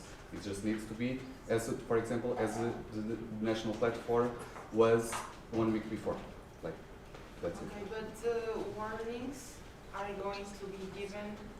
So normally it was in the last day of the NP, and the next one, for example, if tomorrow it's 2 warnings couldn't vote, and now the warnings are going to be given out in the first day. Yes. So we could lose the right to vote in that MP or the next one. So it's an immediate solution. If you are not complying with the duties and minimum requirements right now, you will lose the voting power right now. You will not lose your voting power in the 6 months ahead, you know. Okay. It's about this?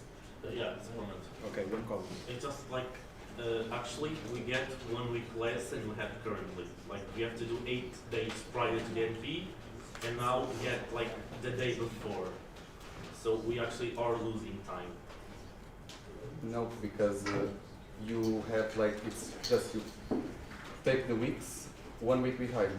For example, I don't know with how much antecedence does the audit team sends you an email saying, okay, send us these documents. Imagine that it was like 3 weeks before this national platform. If it is approved, it will be sent 4 weeks before the national platform happens. So basically, you will have the exact same amount of time to prepare the documents. The only impact that it has is like as we proposed to put this national platform in the previous weekend. So it will be the same thing, which was the initial proposal at this calendar. I'm making it more confused, but you have the exact same amount of time to prepare the document. Specific in the document, so that's why I. But yeah, the process is exactly the same. It's just for the audit team to have more time to check the minimum requirements and also to notice the sections before the national budget. So going way back in the article 61.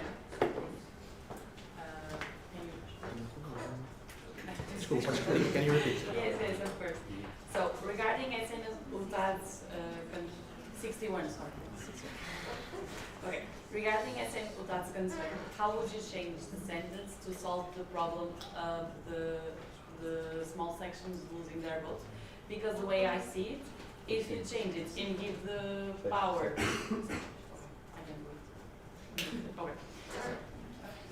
It's not this one. It's the last one. Oh, okay. Yeah. Okay. So if you change it and give also the power to the sections that have the delegated vote of other sections, the sections present will only use their power to vote twice as they think. So you are also taking the power of the small sections. So I don't know how to solve this problem. I hope not, because if you delegate the vote to one person, you trust the person that will vote according to your opinion. And if it happens, if, for example, a section says, I delegated the vote to this section or to this person, and this person didn't vote as I expressly said that I wanted to vote. I want to take out this vote and change the minutes before they get approved. You can do it. But this point is regarding the questions that come up only in the GA, right? Yeah. So they can't communicate with the section that has the delegated their vote, you know. They can, they cannot, I don't know, it depends on you, it depends on your proposal. If for example, but how your question initially was how could we change it? Yes. For me, looking at it before discussing with the rest of the national board, would be to eliminate this point, just. So to eliminate point 7. But we still need to discuss it, and after this we'll come up to you to this national platform and tell you what is our decision to maintain this proposal or to change it. Or maybe we can leave it up to you and you decide which proposal you want to accept. Okay. Mel. Yeah, I'm sorry, but going back to the duties, I firstly wanted to ask when will the duties get checked? But you have already asked, and you answered that they will be checked, for example, at the quality assurance. I just want to see if you understand that. Your board, for example, is deciding that they will be checked on the quality assurance, but there's nothing written on there. So the next board can decide that they will be checked every month, and the next board can decide that they will never be checked. So it's too open. I do believe that we don't need to define everything in there, of course, because if we define everything, there's no flexibility. And I do believe that you are doing this to LP sections, But there are some things that need to be defined. And deadlines, for example, it's one of those things. And it is really important not only to help us, but to help you and to help everyone in the future that will be in the national board and in the local sections. Yes, I completely understand that, and that's something that the next national board can further discuss that, because we cannot, sincerely, we cannot make a proposal during this weekend that it will be concise and good for the internal study orders. However, I'm trying, for example, to understand in terms of discussion, how can we actually change this point too, for example. If you want to add, for example, the quality assurance process, we could put like a comma, for example, the audit, the quality assurance process. But for example, we'll take all the responsibility of the next sentence. And also, if we put only like the assessment will be made during the quality assurance process, and the other duties that are not checked during the quality assurance.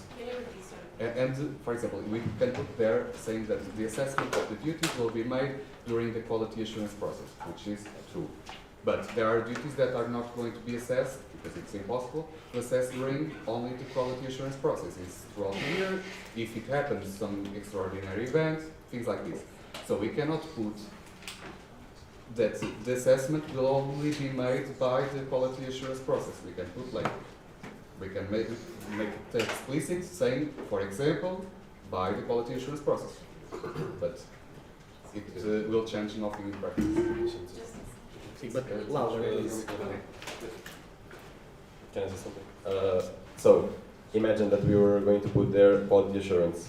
Quality assurance differs from sections to sections on the timeline. So, we can do quality assurance on ESN Porto in the first semester. On the second semester, it will be ESN Évora. So, this will give more discussions on this topic. So, it's harder to put these examples exactly because of that.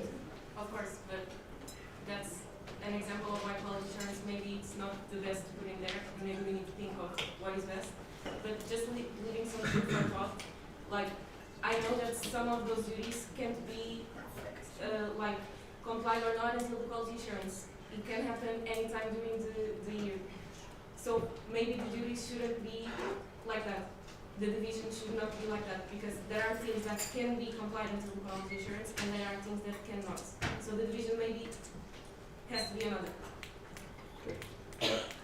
Also, just to add something, that we are talking about the timeline and like having specific times to actually check this.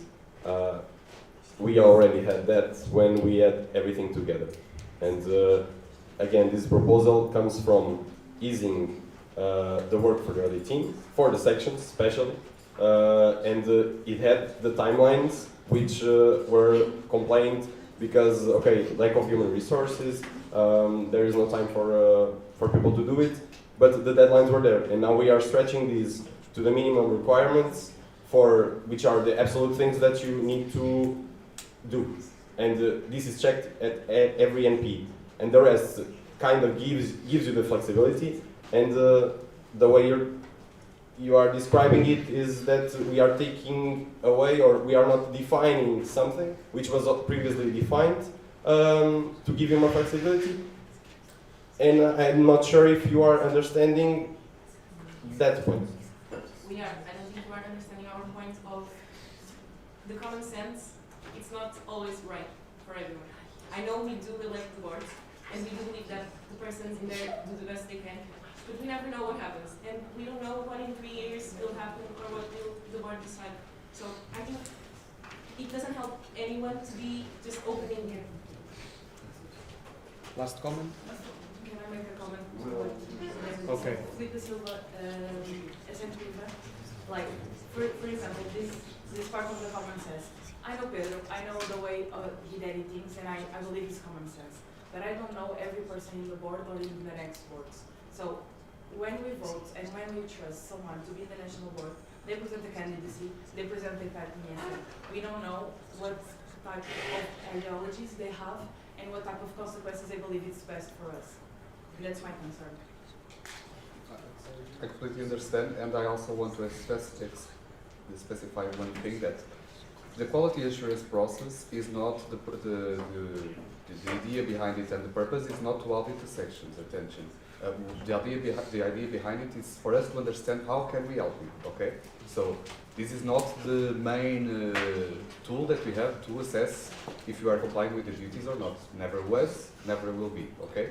I just wanted to make that also clear, and that's also one of my afraid to be putting that explicit there in this section. But I totally understand what you are saying. I completely agree with this because we are just thinking not for now, but maybe in the future there are some people that will be elected for the national board, and sections could be applied without any criteria. And maybe we can find a solution to put it there, which leads up to openness to the interpretation and the contextual situations of that the national board needs to evaluate, but also leading up to sections to knowing what to expect. So maybe like with a list of sanctions, but still, we cannot make this proposal for now on this national assembly. And also we need to really think about it very well before proposing it. And we need to really think also maybe with consultation with the section which could be fair or which could not be fair and feasible. Okay, Minho. Hi, are you going to be before? Louder. My question is regarding the Article 47.4. And it's regarding the auditing possibility of noticing the sections until the day before the General Assembly. Looking at the current situation, that no one applies to the auditing next year, do you think it makes sense for sections to potentially learn only on the day before of the GA that they might lose their right to vote? Shouldn't we do it a bit earlier so they are more prepared for it? Yes. So that's it. So for now, we decided to leave it as it is right now, and trusting in the good work of the audit team. However, I think this should be revised to understand like how can we make it possible for sections to know more in advance. And I do not know which could be a good date or a good schedule for you to know, like 1 week before, 3 days, I don't know. So that's something that we need also to discuss to understand better the workload of the audit team and then propose. We also noticed that before proposing this on this NP, but we didn't have the time to think about it and to make it more feasible like that. But that may be something, if you all feel the need, that may be something that the next national board can present in the next NP. But I don't know if Claudia has something to say regarding this. Basically, like if you want to know earlier, then the deadline to send the documents has to be earlier because, like, but then we are hearing, okay, now the sections will have 1 week less to send the documents. Then you want both things. You want to send the documents later, but knowing if you receive a notice or not earlier. So like, audit team are not machines. We need to have time to review everything. So if you want to know more advanced and not only, but I already explained this on the question that Nuno asked. It's until the day before. So it can be, I don't know, Wednesday, Tuesday. It depends on the availability of the people that are on the audit team to check everything. But if you want to be sure that you know 1 week prior, for example, then you have to send the documents 2 weeks prior. So the audit team has time to do everything. Titi. My question is still regarding how you did the split of the duties and the minimum requirements. Because, like, for example, for the duties that you can get a sanction, we put things such as sharing the survival guide, ensure the distribution of survival guides to international students or students in mobility programs. And if you if you fail to comply with this, you may get a section. And then for the minimum requirements, we have things such as to prepare activity plans and budget and activities budget report for local sections, to maintain the National Youth Association Register up to date, which are things for the sections to be like legal, and you can get a notice by not having this. So although I understand how you explain that you made the division and it does make sense, don't you think that, like, do you understand what I'm saying? Yeah, there are some minimal requirements that we see that the duties are way more important and can have even more important impact if not complying with. Like, for example, the good compliance with the good name of the federation, and for example, it can have a very big impact to the federation if you not comply with this duty and make something very harmful for the federation. Instead of, for example, not having an action plan and budget on the time that we schedule. So it has a very different impact. However, as I said, it's like we defined this based on the capabilities of the audit team to audit this every NP. Because what changes now is the only thing that we are proposing to change is the way that it is audited. So the minimal requirements will be audited only at the NPs. The other ones were also audited as they were right now throughout the year. It's the same process, we are just reducing the amount of duties that will be checked during every NP. That's the only proposal that we are making right now. Matilde. Okay, so my comment was regarding a topic that we talked a long time ago, but it was the vote delegation. And my question is to understand a little bit of your understanding of the standing orders. Because regarding what I think it's wrong, but I don't know, like vinculative decisions, legally, we cannot decide it on General Assembly unless every member is present. So, according to this, like if I couldn't be here, like the delegate in my vote today, for example, and Yesanabay was present because we are here, so there's no question there. But if, for example, Minho delegated their votes to me, are they present? Yes. Because one of them is vote and one of them one of them is representation. It's the changes that we proposed and it was approved during the last NP Azores. So if you want to delegate your representation, you also have to send an email saying, I want to give the vote, the powering vote and the representation power of me, of my section, to other person of the other section or even to Pedro. So you, as president of Yesanabay, you have the voting power and the representation power of Yesanabay in our general assemblies. If you want to delegate it, you can delegate it accordingly with our internal standing orders. And that's it, I think. You can delegate the voting power and the representation power, that are two different things defined in our internal standing orders since the NPS orders. Okay, so if there is something in the Changes of religion, like anything big, if the person doesn't allocate the representation power, they cannot vote. Like we cannot gather it, right? If you only delegate the voting powers and not the representation powers? No, if you delegate the voting powers, the person can vote. Yes, but you cannot vote on anything vinculated. Right now, no. Right now, no. Even if it is in the same section. Right now. Yes, but because the representation of the associate member. But like if a person from other section only delegates the votes, we cannot vote as an assembly on anything vinculated that was not. No, okay. The representation is only the thing that to clarify that this duty of being present in the General Assembly. So, for example, Yesan Algarve didn't have the right to vote, but delegated the representation to, I think, the sharing team can confirm, but delegated the representation to comply with this duty.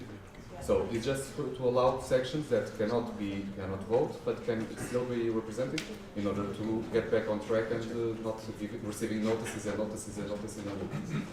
So then, if I, for example, delegate the vote and the representation to another member of my section? Perfect. Success. Okay, so it's okay, like we don't need it, but it's good to have it, so I think it's this. Okay, thank you very much.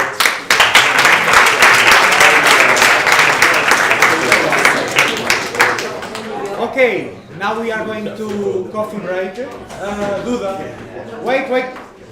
Is everything ready, right? So the coffee break is ready. We are back at 11 and 16. 11 e 16 aqui para o check.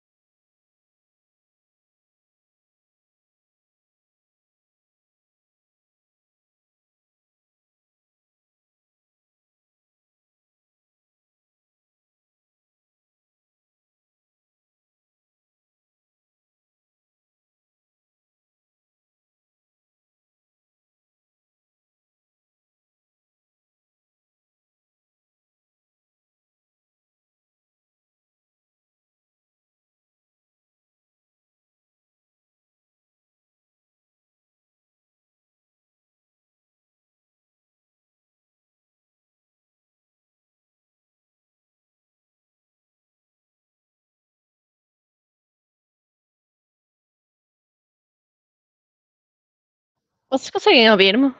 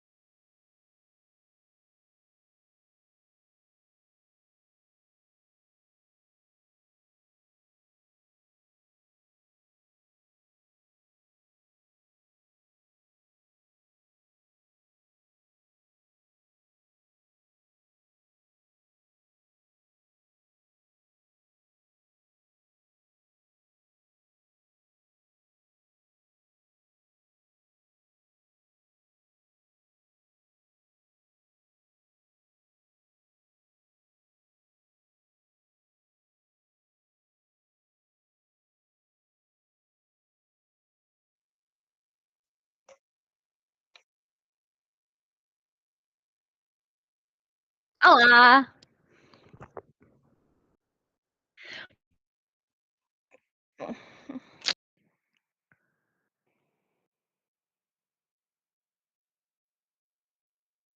Olá! Olá! Olá, olá, olá, olá, olá!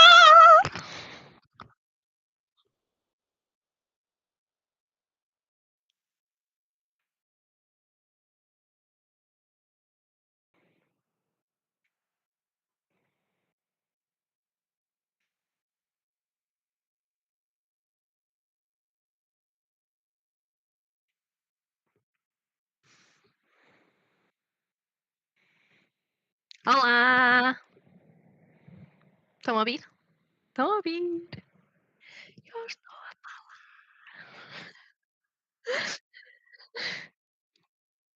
Olá!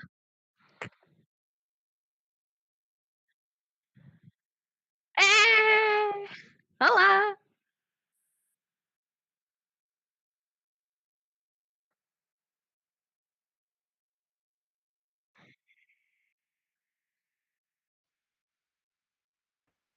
Olá! Estão a ouvir? Estão a ouvir?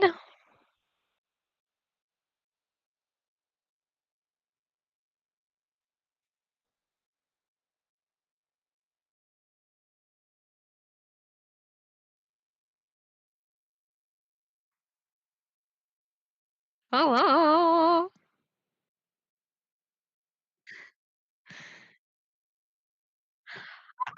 Olá, Afonso!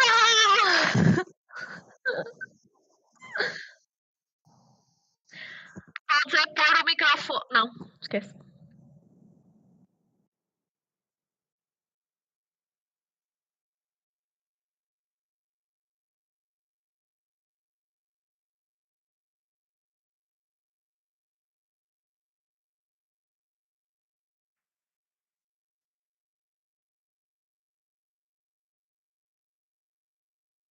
Não, mas eu vou apresentar o budget. No final vou ser só eu. Mas não.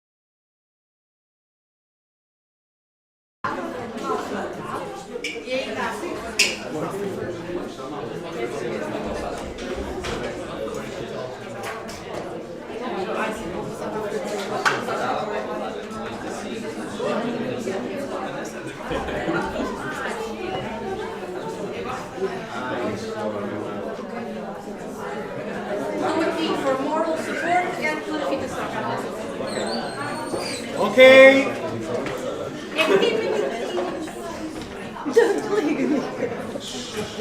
Miguel, Miguel.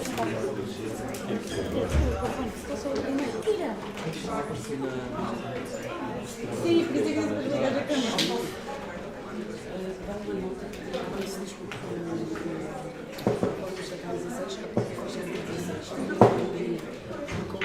SN Lisboa, desculpem, lembrando que eu tenho os vossos SN cards. Peçam-me, senão vão de volta para Coimbra, tá? Beijo. Adoro o nome da reunião. Isto é reutilizar. Acho muito bem. É reutilizar. Não façam lixo digital.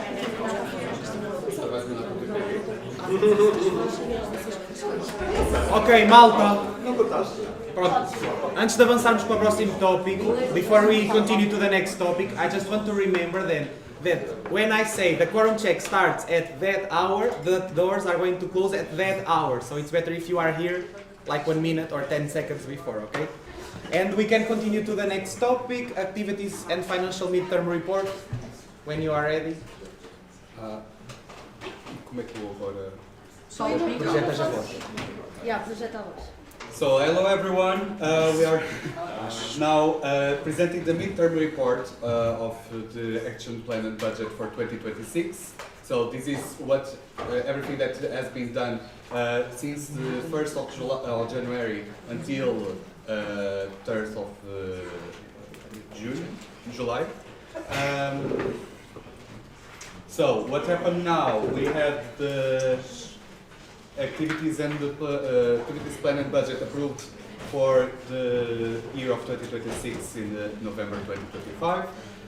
Now we presented the activities financial report of 2025 in the General Assembly of Açores, and now we are presenting the midterm report of 2026 and then the presentation of the action plan and budget for 2027 and activities financial report 2026 to be presented for the next by the next general national board.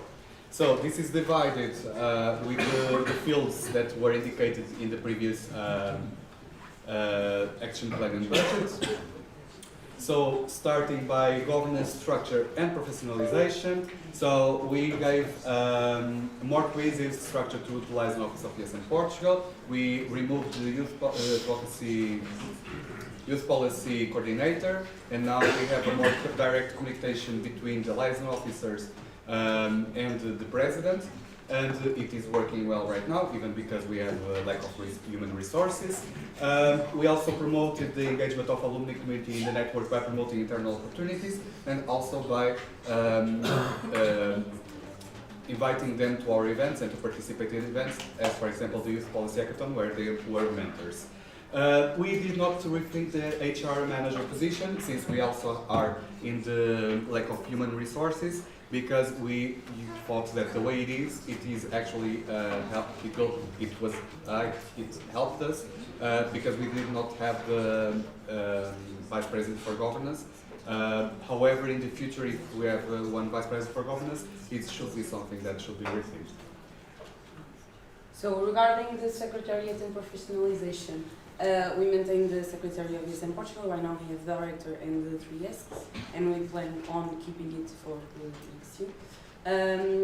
We still promote the discussion and brainstorming regarding professionalization of the board. At this time it's not possible due to financial resources. We also studied the possibility to relocate the Secretariat to another place, but unfortunately we did not hear yes when we tried to reach out to Oeiras and Vila Nova de Gaia. And regarding the development strategy for the Secretariat, it was not made due to lack of time. So, me again. Regarding advocacy and external representation, we have many fields, but I do not have the time to present them all. I will just present the highlights. So, regarding the Institute for Higher Education and National Agency Erasmus Plus for Youth in Sports, so we nurtured a lot of the relationship with the the new Institute for Higher Education, which was the national agency Erasmus Plus for Education and Training. We have actually a very, very good relation with them right now, not only with the director, which now is the vice president, but also the assessors and the other directors and coordinators of the Institute for different fields. We developed the project Erasmus Alumni in cooperation with the new Institute for Higher Education. It's a project ongoing that we have with them, and we plan to develop it more in the following future. And also we explored the possibility of participating in events from the new Institute for Higher Education, and we already participated, as for example the TCA that we had in Troy last week.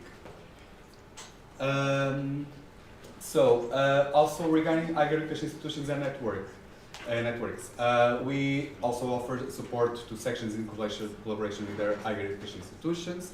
I've been also present in many events where the higher education institutions were there, and I could develop more and try to make them understand what's your position and what's your role in the city, for them to understand how can you be useful. And in general, they really enjoy to work with you, and also to support you directly in giving advices regarding these matters. Develop cooperation with higher education institutions in cities without ESN section. This impacts the number of ESN cards that we sold, and it was actually something that was improved this year, and I plan to I think that the next national board should also continue to invest on this, because no student should be left behind. We also assessed the impact of ESN service. We did not assess the impact of ESN service within the higher education institutions as it was done last year.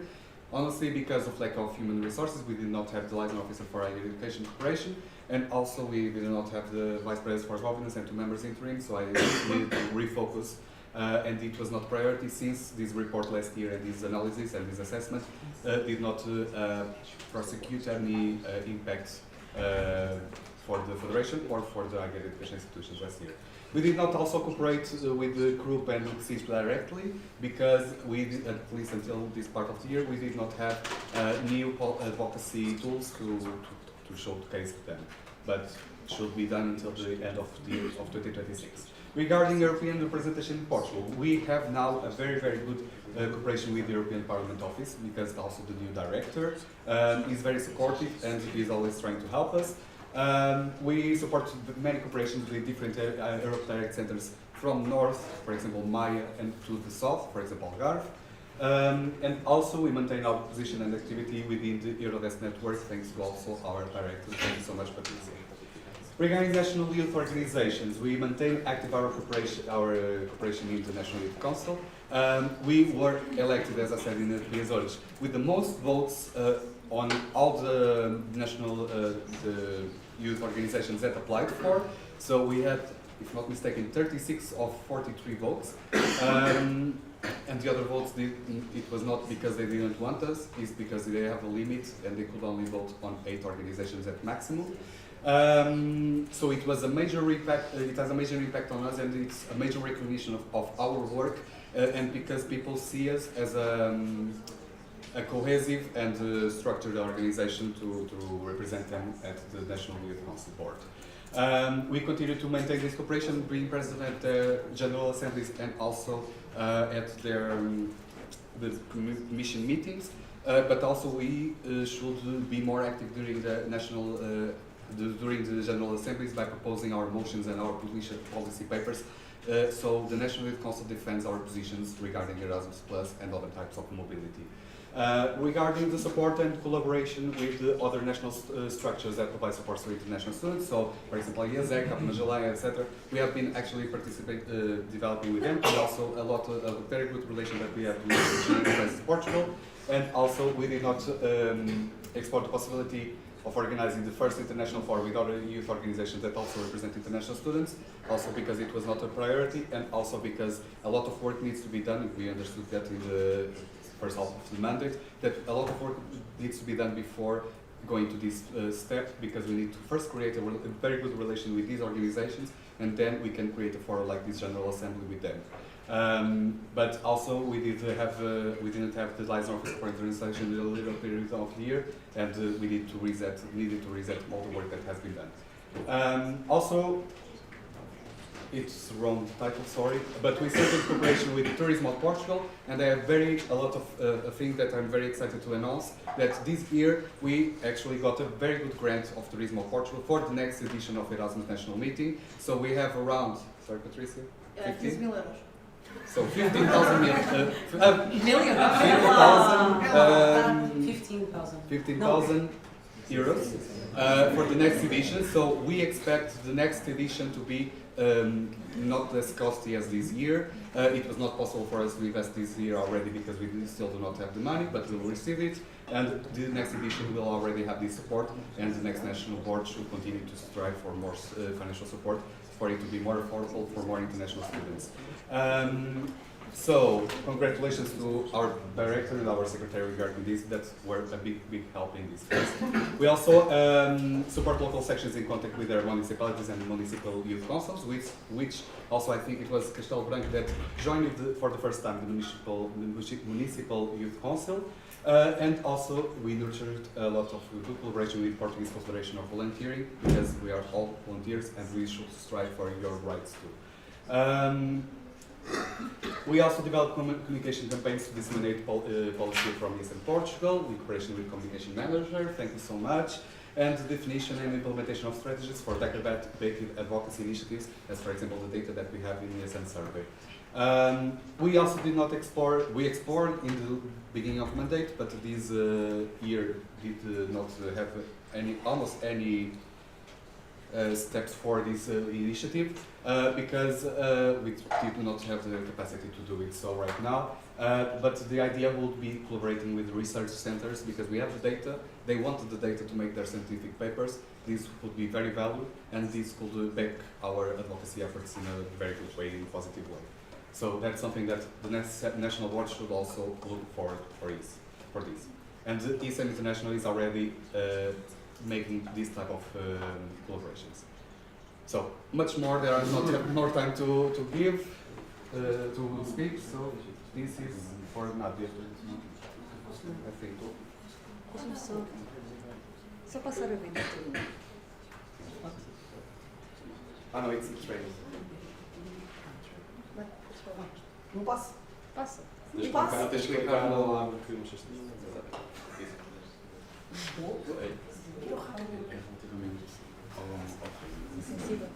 Regarding the volunteer engagement and competence building, we organized the National Strategic Meeting. The SN Level Up in Évora, we have the pool of trainers giving the sessions. The organization of the two SN upgrades, it's here more or less because we didn't send the report until the moment that we closed the midterm report. Regarding the organization of the local boards meeting, the same is missing the report of LBM Lisbon yet.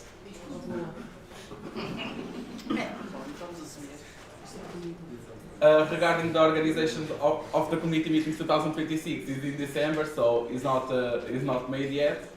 Regarding the development of validation of volunteering through accreditation, the creation of trainings participation certificates, since we don't have anyone specifically dedicated to VPG position, was not made. However, we are trying to improve for the first semester of the next mandate. The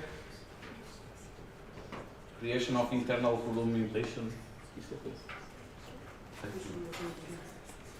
Oh, yeah.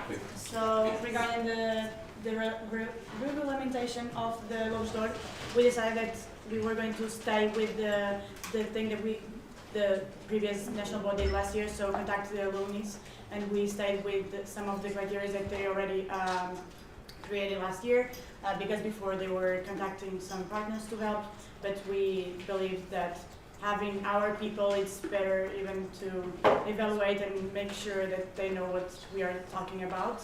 So, but it's a thing that maybe we can do in the future to create like a real document based on what is Lobos d'Or, what are the real criteria, and how is the step-on-step regarding that.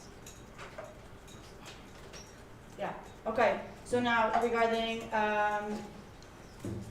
section development and federation capacity, I'm going to be positive. I'm not going to say, oh, we don't have a BG. You already know that. So I'm going to stay positive with what we could do and what are our main progress now. So we did the ILAT initiative, the second one in MPS search, and of course we have now the Lobes d'Or in this MP, and we continue to develop the Bill of Trends with the Secretary based on the last strategy. The not so good part, of course, we continue with some quality assurance the way that we could, so we integrated the quality assurance together with the study visits. It's easier even for us and for you, so we can connect in a more deep level. Planning and realization of the study trips together with the quality assurance, and then the evaluation of the continuity of the implementation of the expansion strategy. So we are working on it, evaluating the next steps for this part. So, in the negative side, the development of tools and strategies to align with the HR management at local and national level. Sometimes we think and do things in a different way as you do. So it would be great for us to have some kind of tools and documents that would align all of us in the same thoughts. But unfortunately, we didn't have the priority to do that. And as well, the Federation standardized legal documents is the same. So all about creating new documents. Unfortunately, we did not prioritize that right now.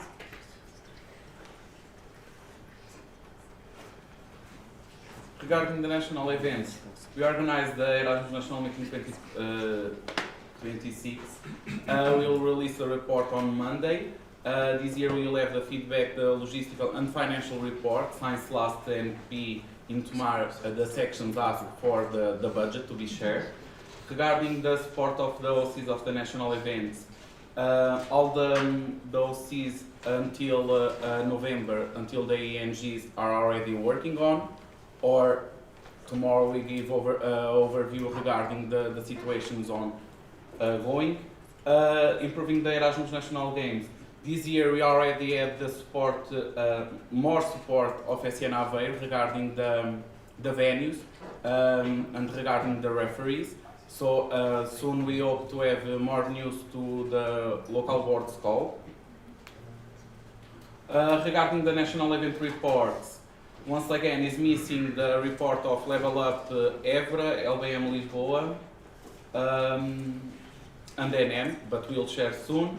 The partnerships for NMENG, this year we only had 2 more partnerships from last year. Was a little difficult to us to keep a few ones from previous years because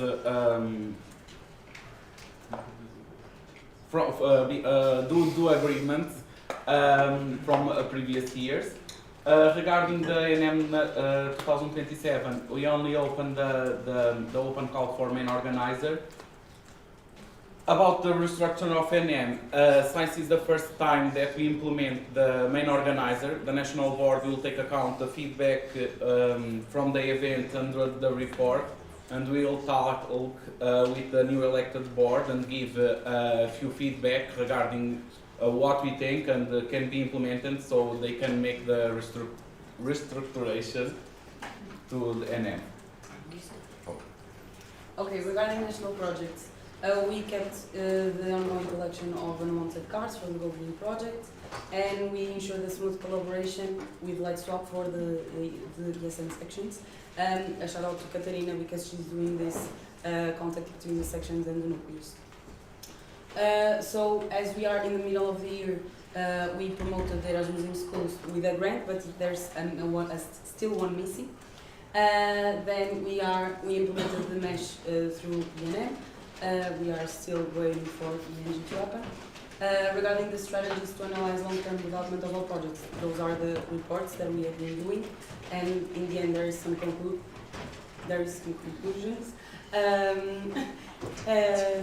And regarding the reporting of the activities in DSM Portugal, this semester the Acticom has been more active in sending every month the reports, so this can be shared with the sections every month.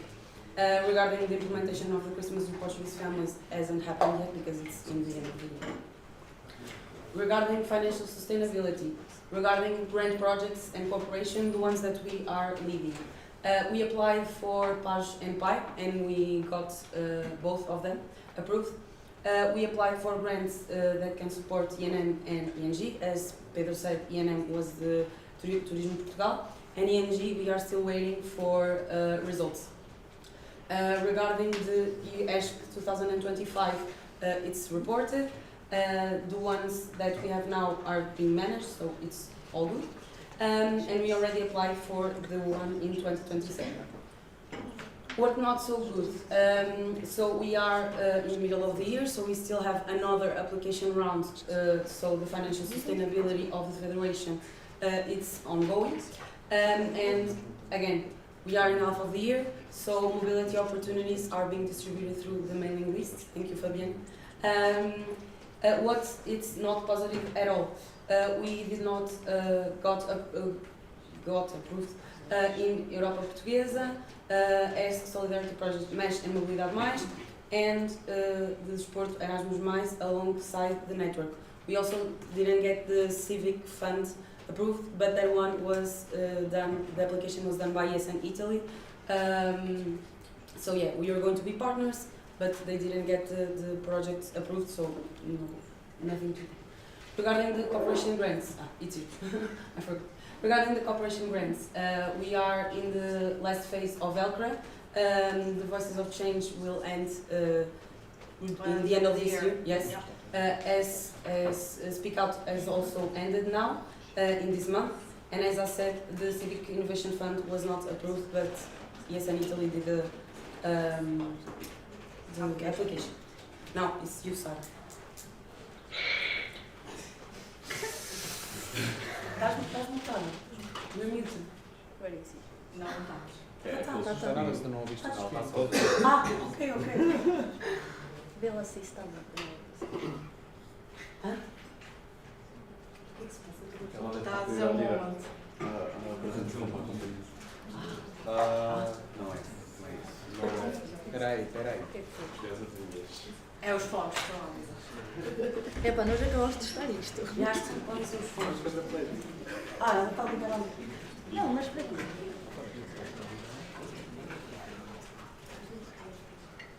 The computer is not working. É sério, bem. Bela. Mete aqui. Está bem? Podes falar. So, when it comes to negotiate new partners with added value for all international students, we the IT manager, thank you, Miguel, managed to close a partnership with Unique Places and FFM Somni. So we will have a festival for the international students that are still here in our country. And we also continue to increase the distribution of ESN cards in cities there is no ESN section. As we went to several welcome sessions all across the country. When it comes to the employability strategy, it was clearly not a priority for us because, well, honestly, we don't have an employability officer, so and with an interim treasurer, it was not a priority. And now I can see the rest. Não dá para. Deixa eu clicar na apresentação.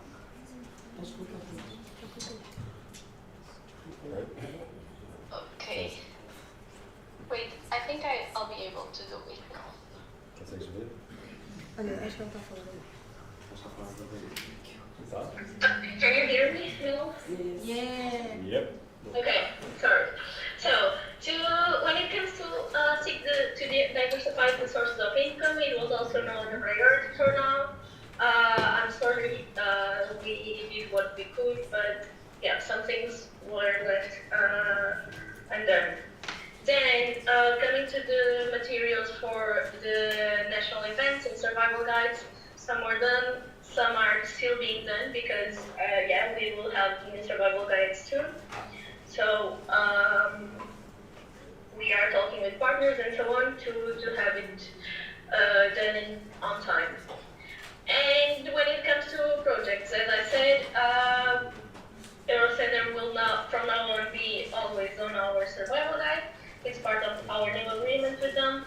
But regarding other new partners, we don't have any news. Oh yeah. Yeah, communication again.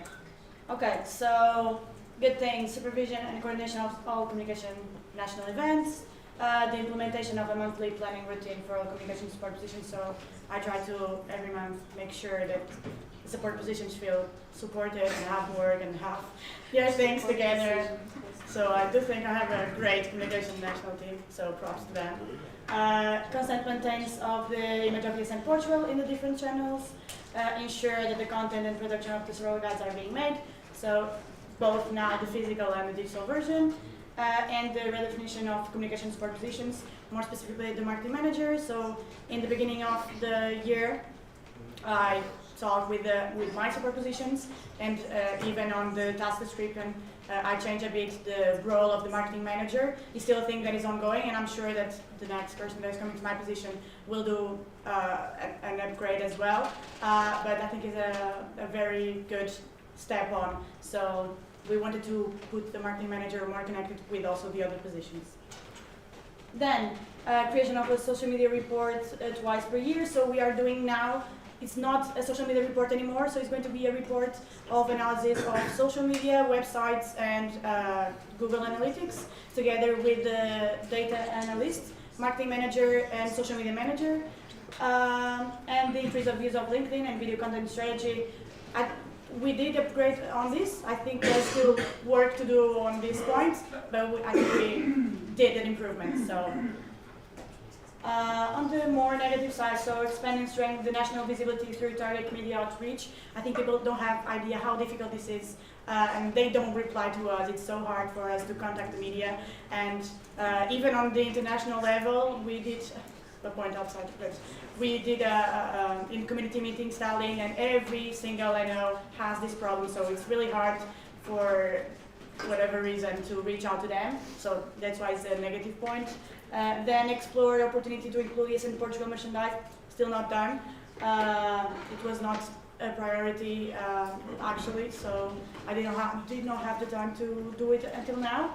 And maintain of a monthly or quarterly external and internal newsletter. So we are planning as well to do now a newsletter about the first half of the year, what we did, what were our achievements. Still not out, but it's going to be. Okay. Okay, so for the IT part, so the good things that were done so far was supporting the local sections in updating websites and upgrading to the new version of Satellite. Not the new version, but there were a lot of websites that were outdated on Satellite 4, and since we did this phase 1 of passing the websites to different VMs, we were able to upgrade them to the newer version. Along with the cookie policy. Maintaining improved development of residential games and NM websites. So we did the restructuring of NM website for this year, and we took this and also applied for ENG, which is under development, but it has a ground rule, a base ground for next person to take on. Then restructure the website's deployment on Azure and optimize current user services. So we were using a lot of services that were costing a lot of money. We got the grants from a lot of sections, and we restructured this. This is still in the process, but so far what's been done so far, it's on the right track. Support local sections in accessing tools, discounts, grants, and opportunities. Again, the Azure grants. That every section can apply. Continue promoting Event Up and other digital tools. So this is done throughout the year with the national events and the national training events and the community calls. Okay, what's not so good? The development and transition to the ESN Portugal, to the new ESN Portugal website. So this is the transition to Satellite 5. which is under construction, but because it's difficult to manage and to actually build it, it's an ongoing process with the IT department. Compile and create documentation on IT tools used. So far, the only guide that has been created was for the user grant. So a user guide for every section to apply, but no document has been done besides that one. Conducted data protection assessment to evaluate the Federation's GDPR policies. This has not been the focus this year, simply because there are a lot of priorities. However, talking to the developer of Event Up, there was an option added for the data of the students to be deleted after a number of months, which you can choose. So each section can choose. At the beginning, they put, for example, 24 months, and after that, the data will be anonymized and it will be deleted. Okay, so the personal data. And implement CEO strategies to enhance visibility. The only thing done so far was to switch our domain provider to Cloudflare, which has a lot of options that can be used to enhance CEO. However, this is not enough and still needs to be explored. And the thing that has not been done was including digitalization of mobility within the scope of Mobilidade Mais, simply because it was not approved. Okay. So back to me again. Now I'll present you the budget. Please remember that this is the budget until now, okay? I put the date in the document, but this reflects like almost half of the year. So when it comes to national representation, we have high expenses related to MPSOs, to the flights and accommodation of both the board and the national structures, okay? That's why we will probably need to make an amendment later on, but that will be with the next treasurer. For now, yeah, the rest of the lines are all according to the expected. We are also missing the NPS search fee, but that's not on us. When it comes to international representation, so also according to the values that were expected, we had 2 board members attending EGM plus the director. I was also there, but as part of the ESN card team. We also paid for Nadia, but she ended up not going because she also moved to the Netherlands. But all the things were already paid for and they were not refundable. We also had 2 members in JPRA and 2 our communication manager and the 1 support position in the community meetings. So yeah, everything for now it's according to expected. You can pass. So when it comes to network support and development, also in the expected values, so we had a couple of study visits already, and we had NSM and other training events which were partially covered by these lanes. When it comes to events, of course, that we are still missing payments of E&M 2026, okay? Some payments were not done by the time that we closed these midterm reports, but they are still being done, and IG work was still not invoiced to sections. That's why you see a great amount in that line. But well, next, please. Projects. So in projects, you can see that the last ESN card order was not invoiced yet, so that's why you see a lot of a big minus in that line. But it will be right after this MP. I just didn't. When I remembered to do it, it was too close to the MP, and I didn't want sections to receive any more notices because of this, so I will do it after the MP. And yeah, survival guide, it's still being done, so no payment was done yet. The revenue that you see on those lines are payments done for the previous year. When it comes to communication and marketing, we only had one expense that was related to newsletters, so yeah. As that, all is okay. Next one, digital interface. We have now Cloud Pro, and the rest of the expenses are related to Azure and the domains and servers and so on. So if that's also according to plan. Partnerships and grants. So in these lines, you'll see later when Patricia explains all the grants. But for now, we didn't receive most of them. We are still in the beginning of the year. We have a lot of money to receive. So don't be alarmed by these amounts. We will receive it later on. Also, on the institutional part, we also received the confirmation from Instituto Superior para the new Erasmus Plus thingy, that they will give us more money than expected. So we will end up with more money on this line. So yeah. Next, please. Administration. Well, on these lines also all that according to plan. Also membership fees were not invoiced to local sections yet. I will do it also after this MP. And yeah, I will close everything before the next treasurers come both to local and national levels. So yeah, next one please. Others, for now we didn't have any unexpected charges.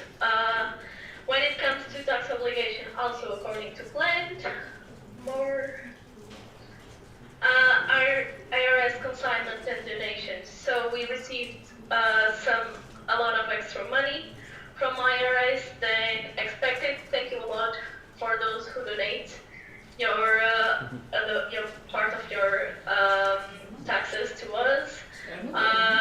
It helps increase the financial sustainability of the federation and to give the best to our international students and to represent them both on local and national level. When it comes to the reserve fund, I got a mistake there. It was still not transferred to the reserve fund. Actually, this is something that I want to discuss with the next treasurer. That it's for this only to be done when we pass when they go to define the new people on the bank, so that we don't have to do a couple of trips to the bank and we can do it all in one afternoon or so. But yeah, it was still not transferred yet. Last but not least, so yeah, I know the numbers are a bit alarming, but don't worry, as I said, we are still half of the year and a lot of money to be received. Most of the expenses were already paid, so yeah, let's see what it comes. But yeah, it's quite positive until now. And yeah, that's it. Thank you a lot.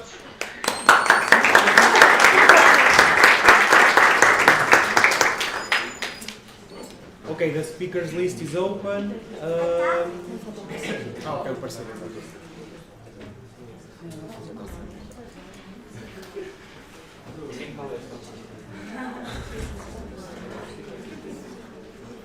Okay, so okay, so regarding the audit team analysis of the midterm reports, so as I think it's explained, the activities plan and budget, the midterm and HAC are like strategic documents because they all depend on the activities plan approved. And that part the audit team doesn't have a say on it. So, we have an activities midterm report and a financial midterm report. Regarding the activities part, what we do is to check if the content of things are coherent and consistent with things that are said in other parts of the documents.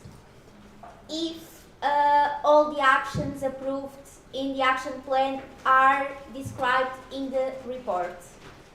If the dates for the deadlines are correct and equal to the approved action plan. And finally, if the percentages they give make sense for what they are saying. For example, a practical example of this was when I was analyzing the midterm report, I noticed that in a specific action they put it 0%, but they have done something. So I question, like, if you have done something, why 0%? Okay, it's a mistake, let's correct it. And the other way around is also possible, okay? So from the activities part is this. The financial reports is checked by the treasurer shares with the audit team a document where we can check all the transactions made from the ESN Portugal bank account. And what we do is we check every transaction, and if the amounts, so this process has a lot of parts. First, we check where was the money spent, why was it spent, if it makes sense, if there are expenses that we are not understanding what they are coming from, and if they are allocated in the correct line. For example, a practical one, when I was analyzing this financial report, I noticed that a transaction was allocated to the EGM line, but was ENM. So I said, okay, you need to correct it because it will influence the report, okay? So that's the first step. Then I check if all the values that are allocated to a specific line and the sum of those values is corresponding to what's on the report, okay? Or if something is not adding right. And then I check if all the lines are summing on the report are summing well to the final amount. Okay, so everything needs to be is accordingly. Okay, so that's the process. Then, as also explained in the opinion, the National Board shares this with the audit team 15 days before the General Assembly. After we do like this big revision, we talk with the National Board, we explain everything that needs to be corrected. Of course, there are some things that are just suggestions. For example, like, oh, this wording is a bit strange. You could explain this better. Or this is a suggestion. They can do it or they cannot do it. But it's not the competence of the audit team to say, oh, you cannot approve the midterm report because this is a bit strange the way it's written. No, that's not our competence. But there are other things that are really strong recommendations that, like, if they are not accordingly, we cannot issue a positive opinion on the midterm because there are things that need to be really corrected. They are not just suggestions, okay? To do all this process, the strategy that we implement this year was, instead of a written recommendation documents, we hold meetings where we review all the documents and we provide suggestions and recommendations to the National Board. And then they do the change they have, we check again, we send it to them with more suggestions, they check again, and then they send it to us again, and we check again, and this is a very long process until until I say, okay, for me it can be closed right now. And that's how we end up with a positive opinion. Again, you only see that the audit team, our opinions are always positive because all this process happened before, and to have a positive opinion on the audit team, everything needed to be accordingly and corrected with our recommendations, okay? So all this process happened behind for us to achieve a positive opinion from the audit team, okay?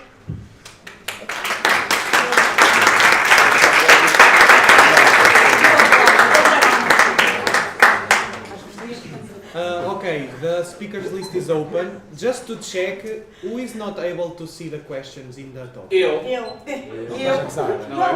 it is a default by the end of the international health card. Ah, okay. It's a problem of the international. No, it's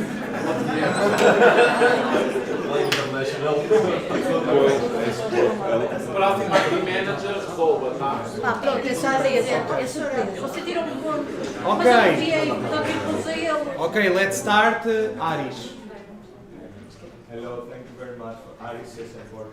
Thank you very much for presenting the MAD terms report. A little bit louder. I have a question regarding the point that I'm mentioning there inside financial sustainability 6.4 if you want to open it to see.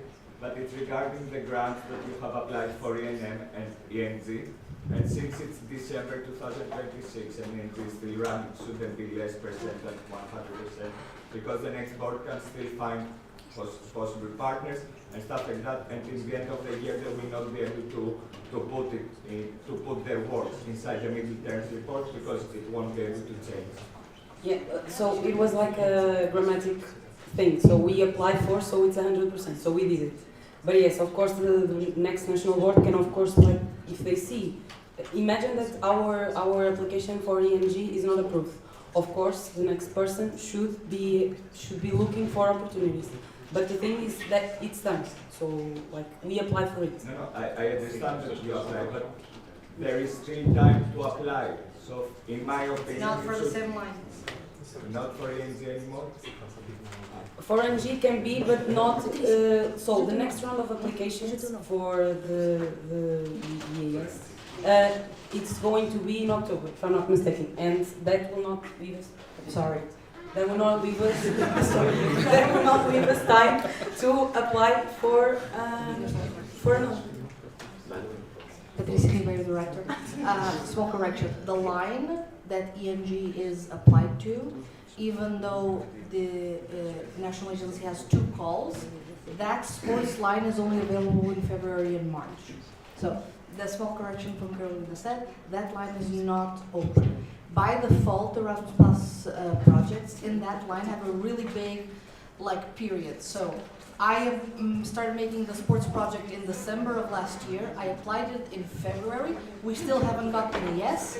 It will take 3 months to get the paperwork, if approved, and then we can spend money. Not even receive the money, spend money. So that does not mean that there's going to be other projects that they cannot apply. That particular application, if it's not approved, it cannot be reapplied this year, not only for the project timeline, but that application for Erasmus Plus does not open again until 2027. But they can, the next secretary can look for Yes, something else. yes, they can maybe do IPDJ, although we don't qualify, or other kind of private funding, but that line cannot be reapplied at least this year. I'm sorry for the correction. No, but thank you, Patricia. But I know we should have left the margin of 75%. Yes. No, but a bit of clarification because I don't really understand. This specific line is for a specific grant because it says apply for grants that can support ENM and ENG. So, when we decided to ENM, we applied for several things. So, Turismo de Portugal, Câmara Municipal de Albufeira, good, done, we made it, yay. For ENG, we had 2 options that we seriously explored, which was Erasmus Plus, Safe Sports for All, that we applied, submitted, waiting for the results. I would like to clarify, it's also unbearably unusual that it's July, we do not have results application. I already emailed the agency, they did not confirm a timeline for this. The other thing that we explored, me and Carolina, was under IPDJ for the grants for Desporto para Todos. And we did some research, and ESM Portugal does not qualify for that funding because we are not a sports promoting association in our statutes. So we are a youth organization that does sports. We're not a sports organization that works with youth. And that's why we cannot apply for that funding. So in that research, we only found within our capabilities and our timeline 2 projects that we could apply. One we did not be able to legally, and the other one we did apply. We also found that one where they pay like money for the volunteers that are in the event, like 13 euros per day, something like that. But the event was after the deadline, so we couldn't. So only projects until like November 25th, and the event was after. Thank you very much. It's good that you are providing clarification because it's a lot of work behind that we can't always see. So Thank you, Ange. And you can do the second question. I guess I have the second.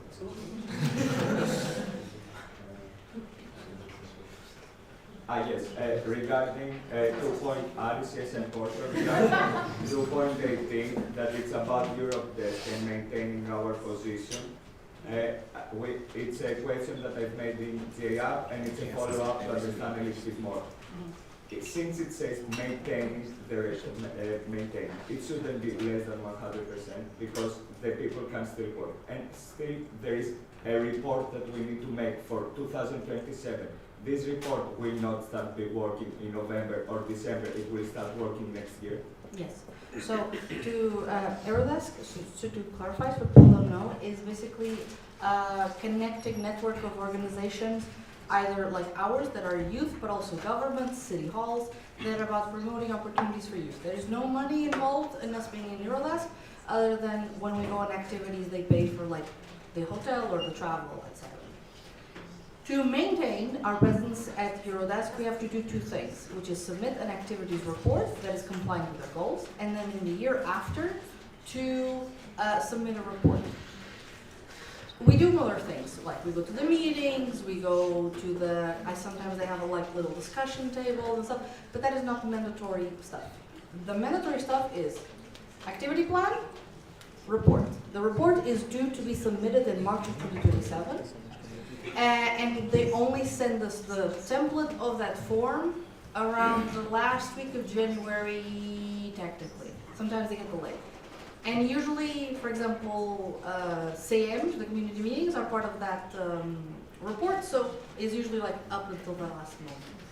So that 100% is, again, unfortunately based on a technicality. We've fulfilled all requirements. The activity plan was accepted. The report from last year was delivered and accepted. So it sucks that it's kind of on a technicality, but we maintain our position and our participation. So yes, in terms of the compliance, we are 100% with it. And they're crazy. Like, their social programs are crazy. Join Eurodesk if you can. It's great fun. Okay, Nuno.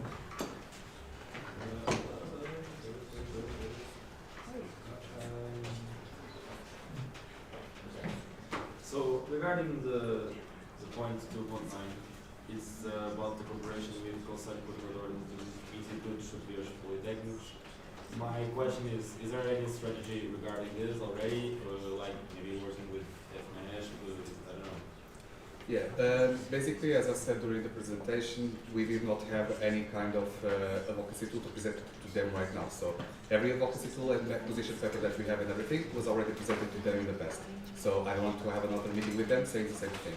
But every time that we contact them, they answer and we schedule a meeting. It's very okay, they are very nice, they really value our opinion and they really have it into account. So we do not need to cooperate in that sense with FNAER. It will only prejudice our advocacy efforts by making this. So we should do this alone and be seen as the ones that are truly representing international students. And which are the next steps? The next steps will be, for example, doing the partial report, the Portuguese partial report of the DSN survey, the last edition of the DSN survey, make the recommendations and schedule a meeting with them to present to them our recommendations and ask for them to have our back. on those proposals. You can do the second question. Yeah, so regarding the 1.13, so yeah, so you said there's no capacity of ESN protocol to do this, and so my question is, if there is no capacity for now, was it a goal for like in the FAO? Like, is it something that was that you thought that could be possible? And now you think that okay, maybe not for now. Yeah, it is at 0% because I thought when filling the detailed report that sorry, I'm distracted. That the calls and the minimum support that I gave to sections regarding this topic was not worthy of putting more than 0%. Also, we could do a lot of things regarding this topic, but since we, like some liaison officers and also BPG, and I refocus on some certain other things of governance, I did not have the time yet to make this reset until now. However, this is a goal that ESN Portugal should comply with, and maybe if we have more positions in the national board for the rest of the mandate, we can fulfill the rest. Aris. Aris ESN Portal. I would like to understand a little bit more in the budget line that you are talking about entry Azores fee and accommodation. Isn't the accommodation covered as part of the fee provided by ESN Azores? I can answer.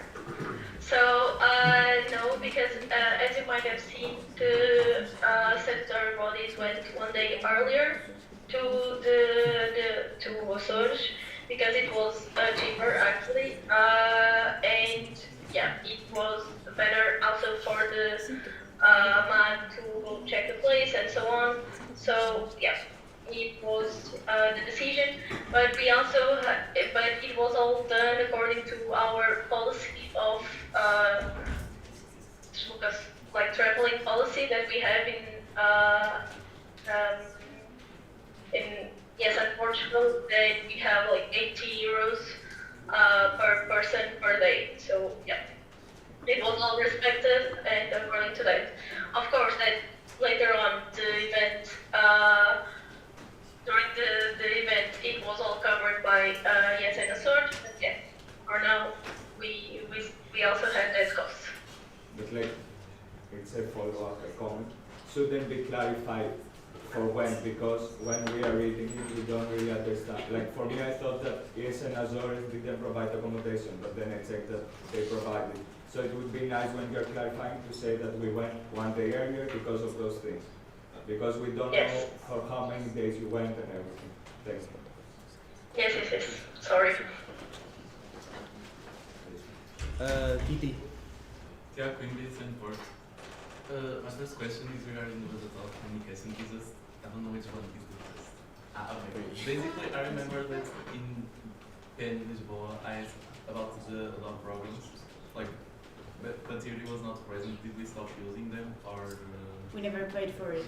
It's too expensive. Okay. Me and Sada tried to look for solutions because it was a thing that we really wanted, and we tried to look for cheaper ways to afford it, but it was too expensive for the budget that we have, so we never had it. It was a thing that we wanted to do, but we couldn't. And because I remember in Lisboa that you guys said that we needed to, because for example some of the files were in design and for the booklet, and what we use now? I don't think I can say.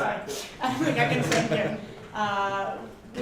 here. We use what we have. So right now we are using Canva for mostly of the things, and then when we do need to use other programs, we figure it out.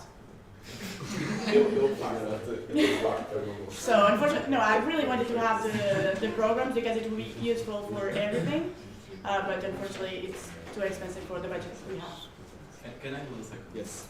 Tiago is important, and the second one is regarding the brand subscription, because like you presented that you spent 300 something euros on the brand subscription, and I was wondering if it, because you said like in the midterm report is also that we are not sending the newsletters as much as you like, do you think that this tired of the subscription, which is a high one, I can say, does it make sense for the future, or should we like maybe take a step back?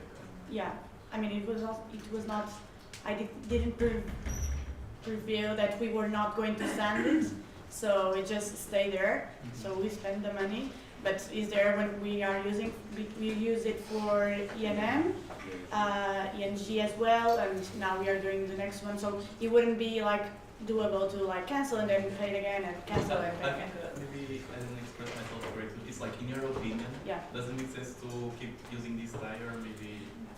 In the beginning of the year, together with the marketing manager, we tried to look for other options. This is a very simple app, so it's very like user friendly to use, and it's not the most expensive one because there are ones that are really, really expensive. So we stay with this one, but in the future we can look for other options. Yeah.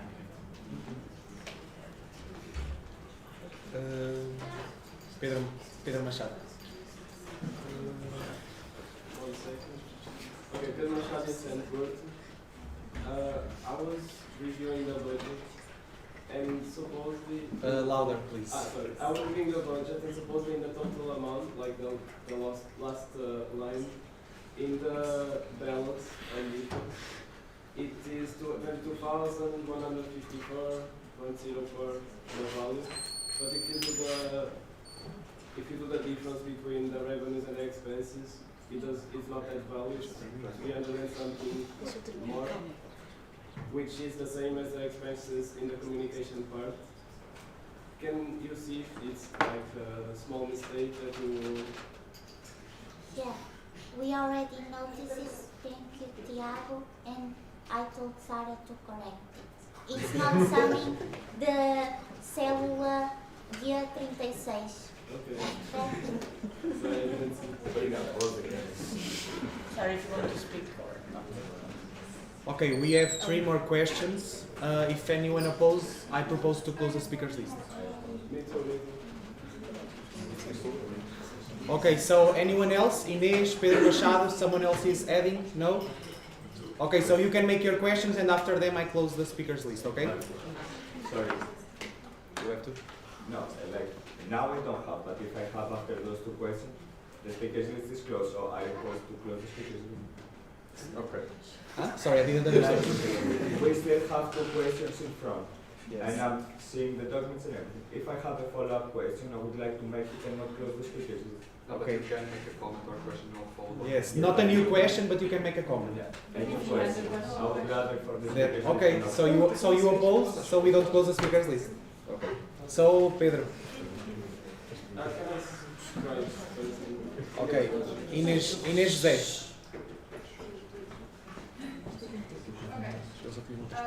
So, also regarding the costs of the national platform, so Inês Zé is if the increase in cost price already means that the approved budget it's expected to be exceeded, and we are not approving amendments in this national platform, so we are expected to then approve a new budget and make the NPR value that already assumes overspending before members have the opportunity to vote on budget amendment. So No, actually we always have an extraordinary national platform, and it will be presented on the national platform. Either way, it's a necessary cost. If you don't want the national board to be there, it's also what can I do? So yeah. Okay, so we are assuming there's 100% of... Louder. We are assuming there's 100% of having an extraordinary assembly where we can vote on these amendments before these expenses need to be made. Yeah, this budget was also this midterm report was also done before we had the fees from NPing, so I couldn't know how much it would cost how much it would exceed. If, for example, the NPing would be less than 50 euros, it could I wouldn't need to do an amendment. So why do an increased voting when it could be not done? So yeah. yeah, to also answer it, it depends on the next national board, but they have no other option of doing it, so they have to make an extraordinary proposal, a general assembly just to make that proposal. If you want to, you can do the second question. So the second one I haven't added yet is about the SN cards, and it's a follow-up to the question on GAP. So I'd just like to better understand the statement regarding the sales to students in non-section cities. So in GAP, you said the accounting system does not distinguish between SN card sales by city. So how can we state that we can also notice the sales to students in those cities in the midterm report? I just want to understand what debate we have and how we identify the sales for the cities.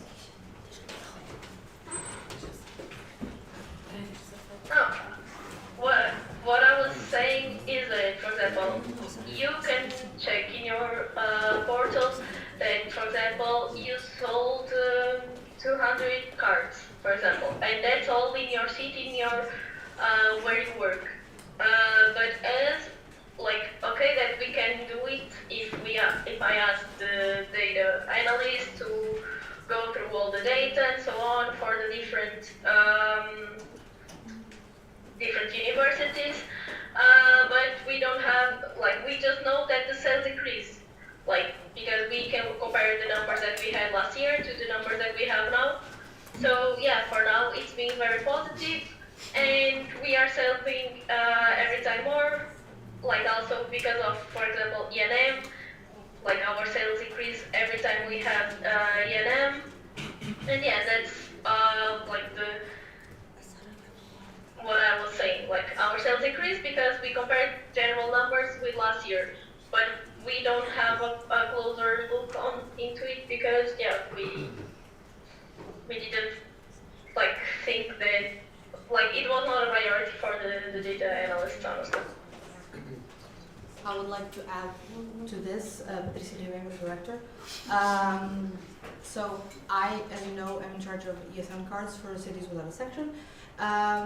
We, through EventHub, have a lot of data that is generated rather automatically. Who's the person who asked the questions so I can look at them? Hi, Ines, sorry, that way. So, a weird thing about, a bad thing that ESN EventHub does is that it generates ESN card sales through school year, not fiscal year, which is a bit sucky for the midterm report. But I can show you, like, this is what it looks on my end, and in here, I have the registered students per university, and I can see the city that they're from. And I can also see that, like, for example, I have a big chunk here that, for example, this is Setúbal, right? And this big chunk here is Viana do Castelo. So I can see through school year the progression of them and how they relate to the welcome sessions that we make, etc. And through EventHub, we can also see that in the previous year, so in this school year, we have issued 279 ESN cards for cities without section. And last year, it was school year, once again, 231 ESN cards, and the previous year, 115. So we're on an upwards trajectory. Probably will plateau-ish because there was a big hike. So we do have some data to back up this increase, but it has not been studied in a way to generate a report, right? We have this data, it just hasn't been made into a nice report, but EventHub does give a lot of information on ESN Portugal's end that you probably don't have reflected on your end because you have just one set of data and we have from multiple cities. But if you have any further questions, please feel free to check to come talk to me during the national platform. No, thank you. Just to conclude that I just was a bit confused about the accounting system comments, but there's a clear improvement of the system for students in cities of ESN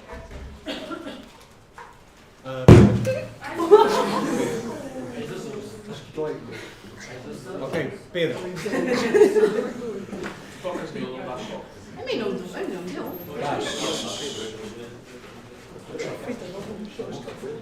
Okay, Pedro Machado, ESN Porto. I have a genuine question because maybe I don't know because I'm not that old in the SM, but supposedly when you were talking, Sarah, in the presentation about the invoicing of the IAG,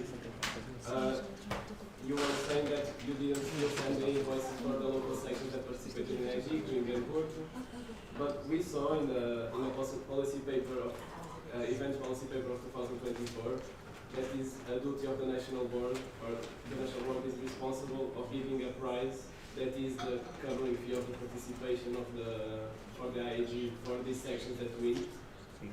Is this a thing that is outdated for us? Is this a thing that is supposed to still happen or not? Está no novo? Não está na proposta nova? We already talked about that at least 3 years ago, that SN Portugal don't earn money from this event. So we can support the sections or pay a percentage of the fee. We need to increase the event. So it was decided to decrease the value of the event, and the national board didn't pay any percentage of that representation. In the new events policy paper, we take out that because it's not used anymore, at least for almost 4 years straight.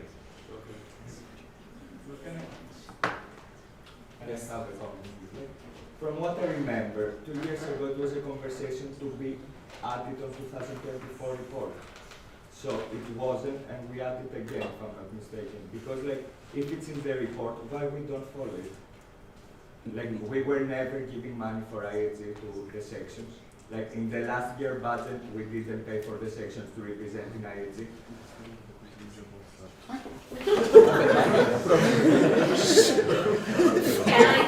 Can I answer? So basically when this, can you hear me? Yes. Okay, basically when this budget was presented, it was said that we, like the money that we earned on the line for IG was to cover the delegation, the delegation representative, like in this case the sports and well-being coordinator, because he would be the one responsible for the teams if you couldn't afford to have your local representative there. So that's the money that we put for IG. And it was presented and it was accepted by you. We said that maybe later on we could assess on the possibility of covering part of that fee, but it was not, it ended up not being like that because, well, it was not covered by last year's, for example, ENG. So, yeah, for that reason, these the fees will be invoiced to the sections and so on. And yeah, we are not able to cover the fees. Otherwise, ASN Portugal would have a huge impact on our budget of the federation. Okay, one more time.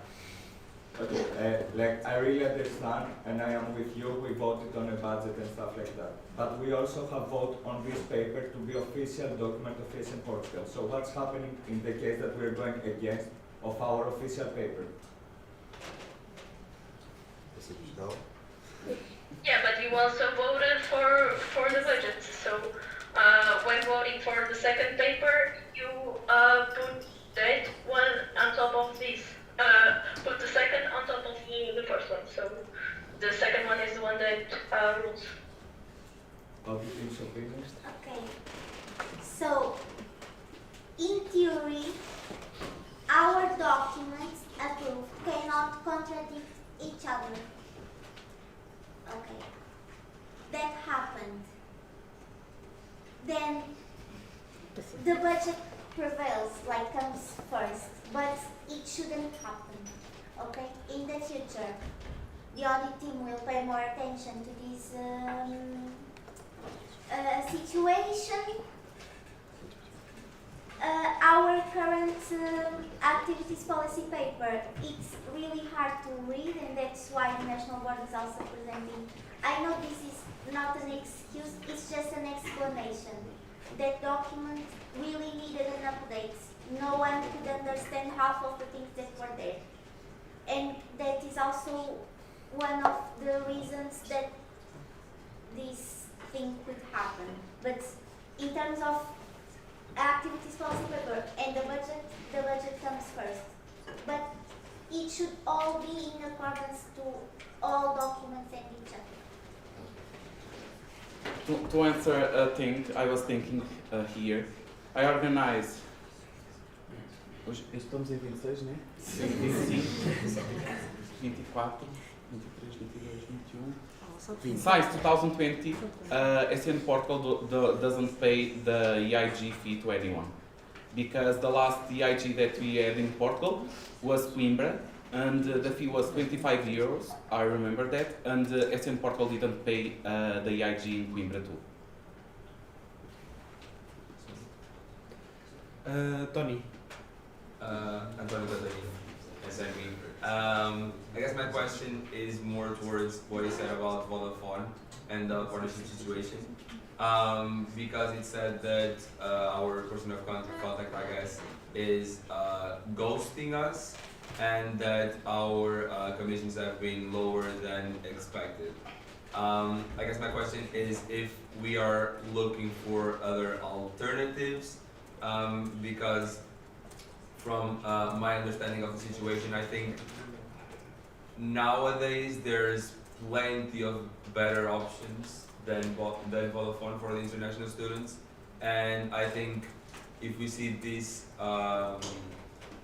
being lower now, I think the next few times that we analyze it, it's going to be lower and lower and lower until it becomes obsolete to have this partnership. So my question is, do you think it's still worth trying to maintain this partnership? Are we looking for alternatives, or what's the deal?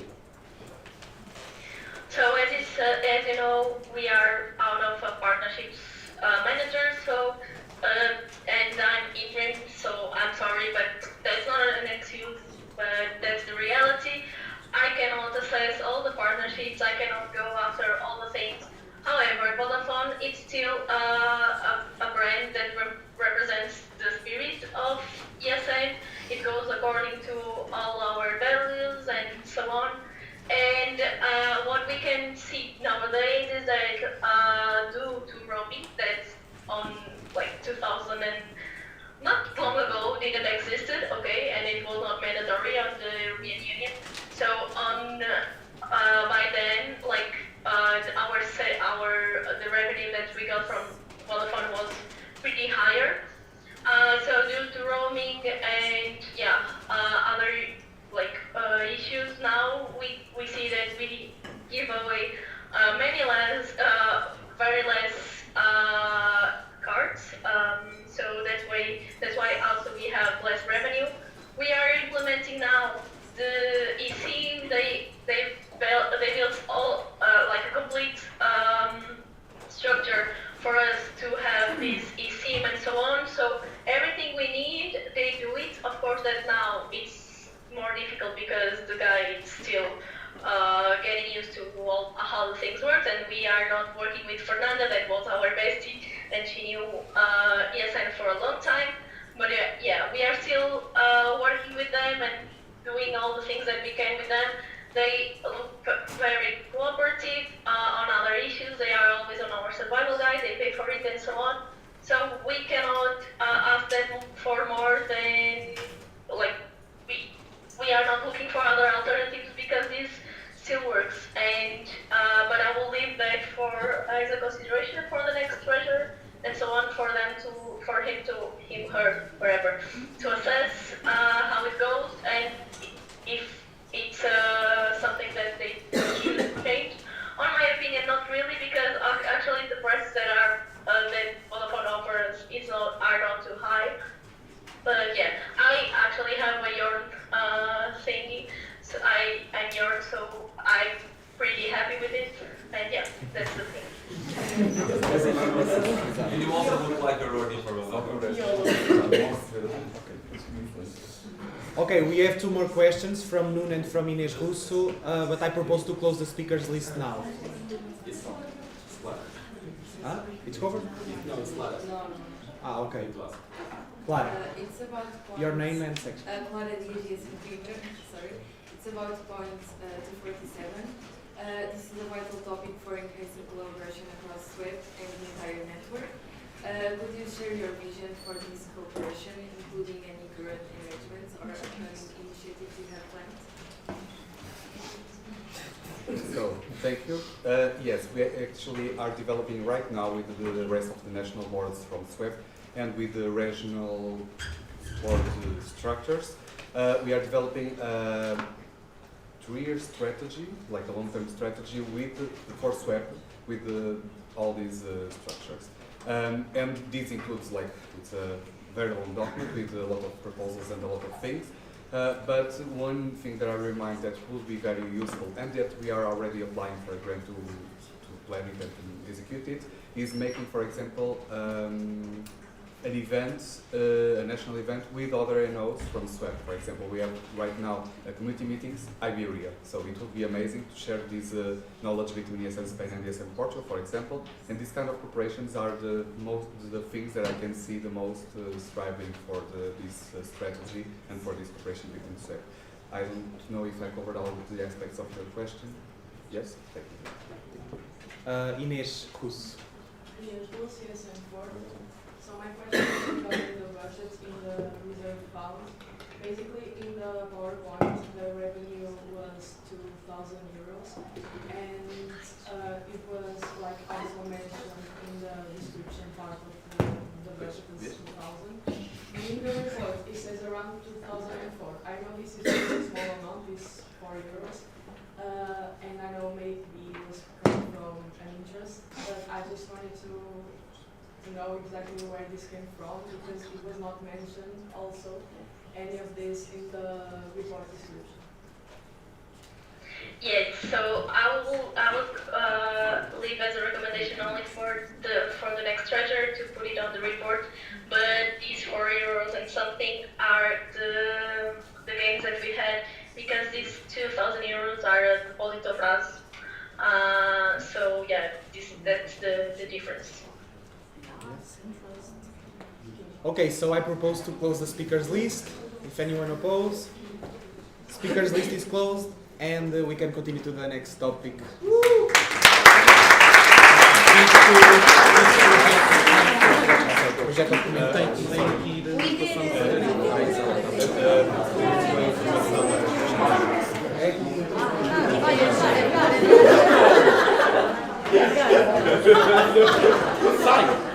Vocês têm missão.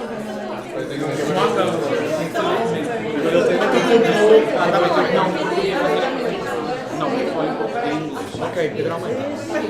Pedro Almeida, queres dizer alguma coisa? Ok. Everyone.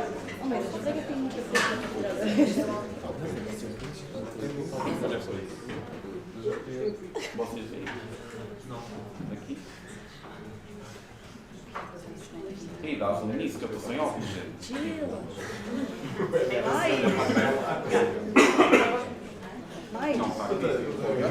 Okay, guys, can you hear me? Yeah. Okay.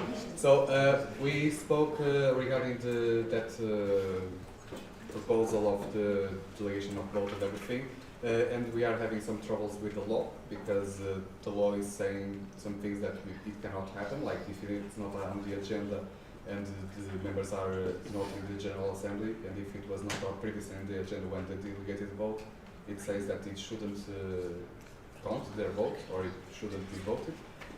So we need to check everything before with our lawyer before making the proposal, so it will not be on this weekend already, okay? So the proposal remains the same, maybe in the future it can be changed. Okay.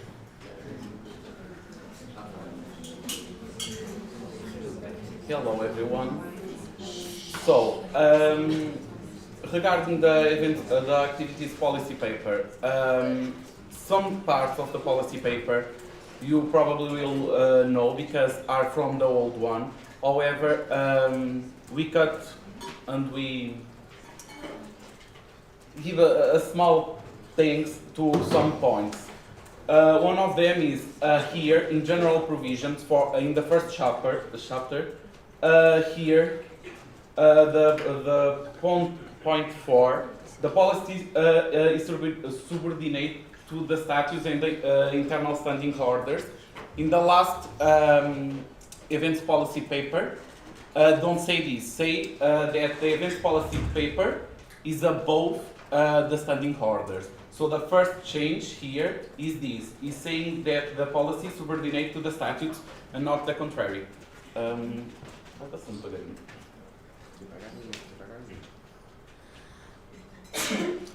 In the general rules, in the Article 2, one of the biggest changes is the linea A, that the OC, the open call must open 6 months ahead of the event. So, for example, before I leave the position, I open the event, for example, for LVM, SN upgrade, and so on, 6 months ahead. So, at least the person that arrives after me have the time to adjust and only take the event, and have time to really do the things and not happen like the previous years that the events manager was elected, 1 month after have a LBM to organize. From the beginning and the process of seeing if the section want to organize or not, put a team together to organize the event is a lot of workload for the first month of the mandate. We include here that the section have 20 days to respond to the audit team and to SN Portugal board, saying if they will organize or not the event.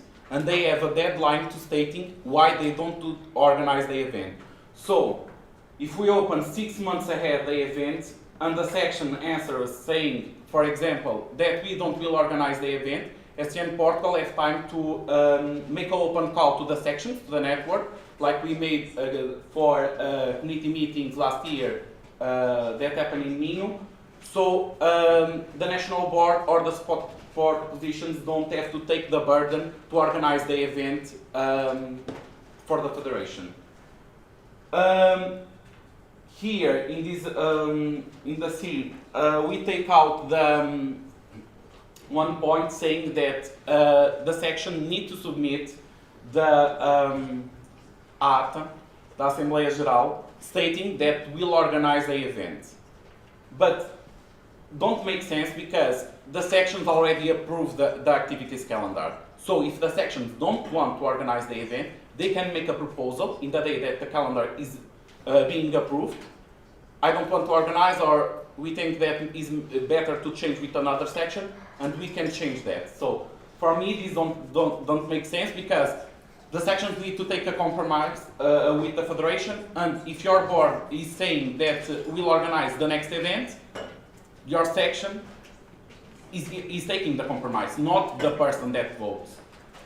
More, regarding the registrations, we changed this to 10 consecutive days because, let's be honest, I think for me, I work, and this for me is very complicated because at weekends, the thing I most like is not to be, Edgar, I need this or that. And we are volunteers, so we put 10 days, not 7, because we need to be conscious that many of us are working or don't have the time at weekend to make the registration. So we extend for 10 consecutive days and not 7. Regarding the registrations, we propose to close 20 days, consecutive days prior to the event. Why? Most part of the sections won't make the reservation for a hotel. You have 15 days to say, oh, I need more spots, or I need more or less spots. And what happened?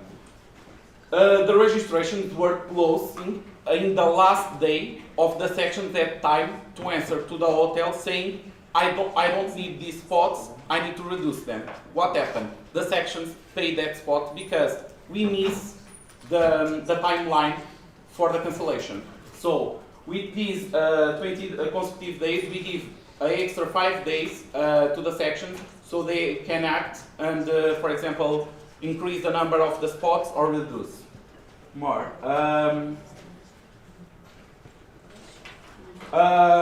In this line, the budget must be sent to the national board and to the audit team before the opening of the registrations. This is a way of the audit team, not only the national board to approve the budget, but of the audit team check if the budget approved by the national board and presented in the report. Who responds to what's there? Regarding the survival guide, we had 7 days. Once again, I don't read emails at weekend, or I shouldn't. So we increased for the 10 days. For the people have time to adjust and see buzzes and so on. Devagarinho. In this line, we take out the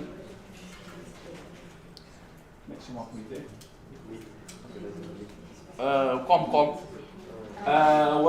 This was approved by the Comcom and we changed that.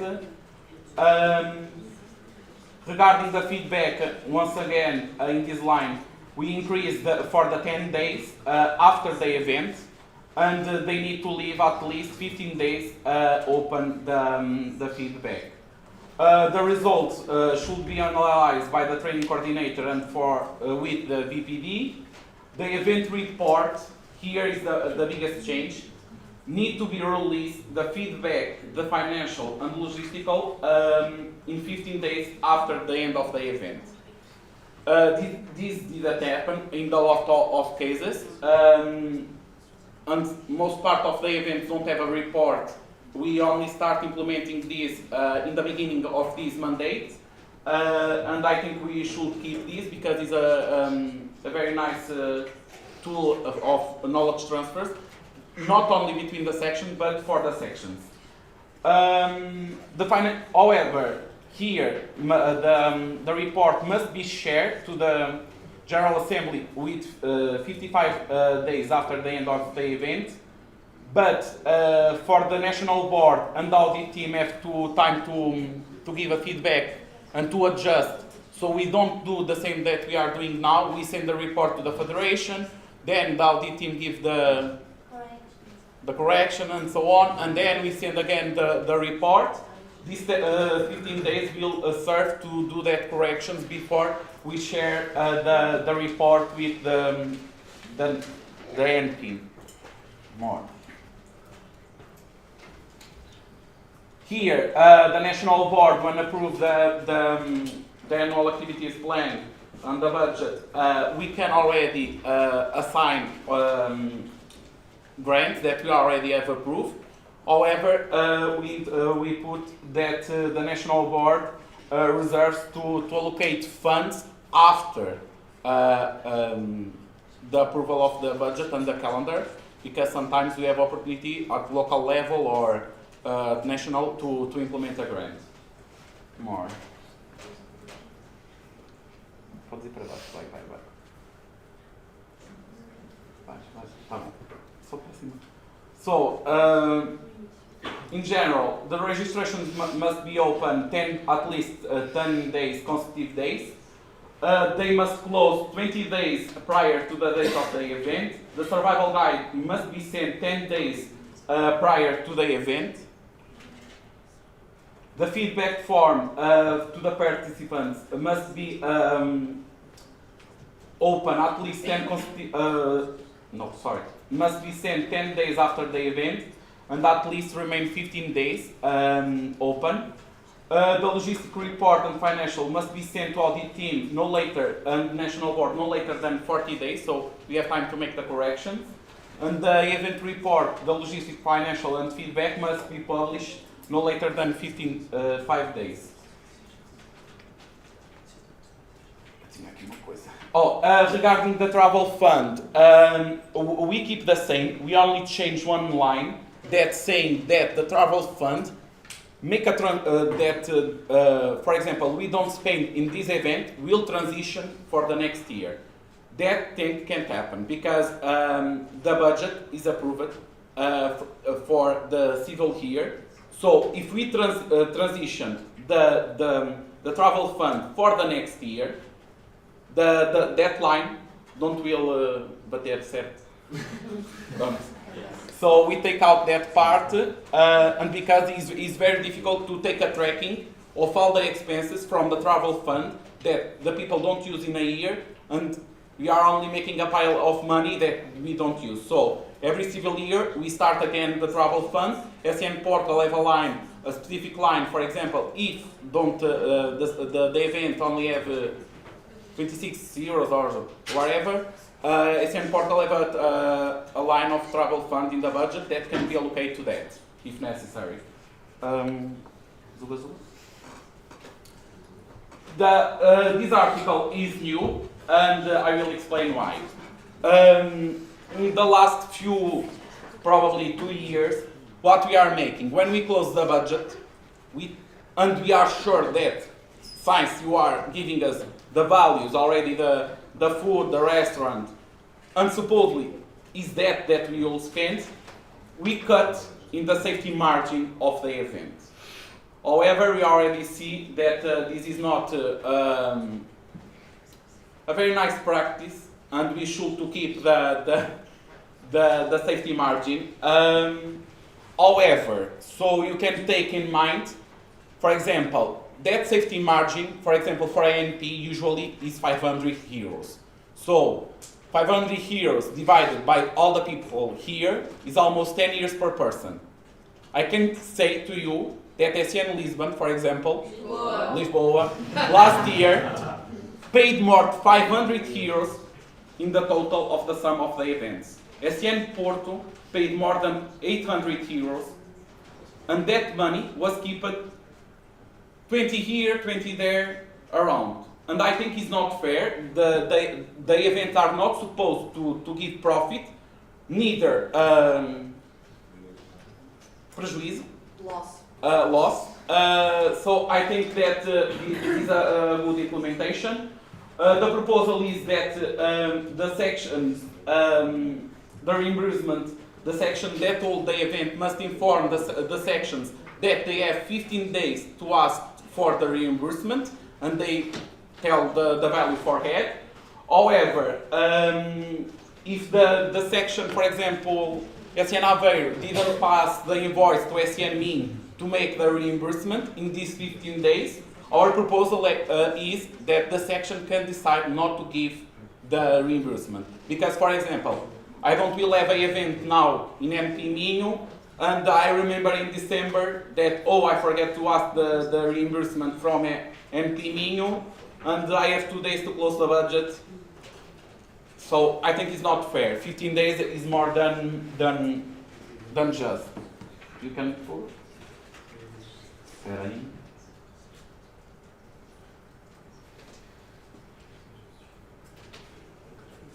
This line was the same.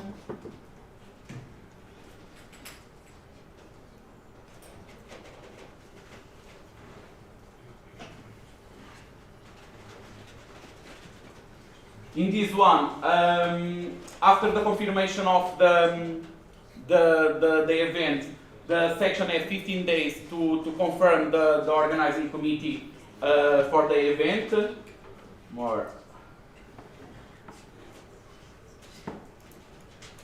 If the section don't organize the event, they have 20 days. The national board has 20 days to make an open call to the federation or to say, we will organize the event.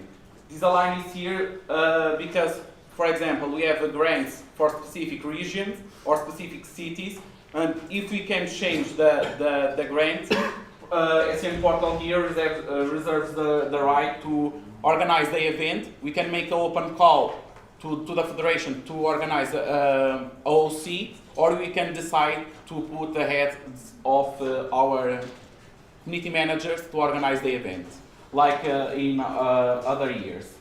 And we leave this line for once again, for the national board have the right to decide what we want to do with the event, because, for example, Imagine that LBM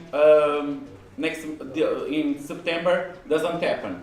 We are talking about a month of transition, that most of the sections don't have a elected board, or they are in transition, between transitions. So once again, the national board is in transition too. It's not fair to decide if will be the national board or we'll make an open call. So this leaves the margins to SN Portal, for example, to decide this year LVM don't happen, like SN International do.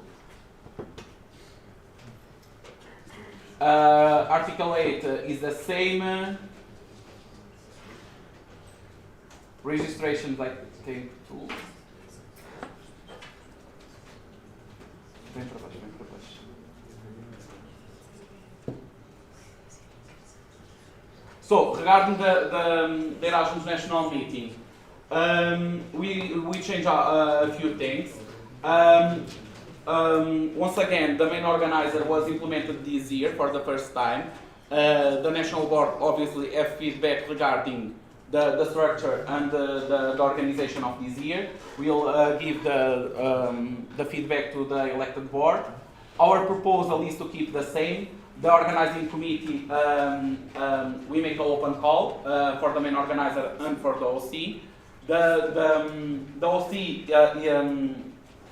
is chosen by the national board.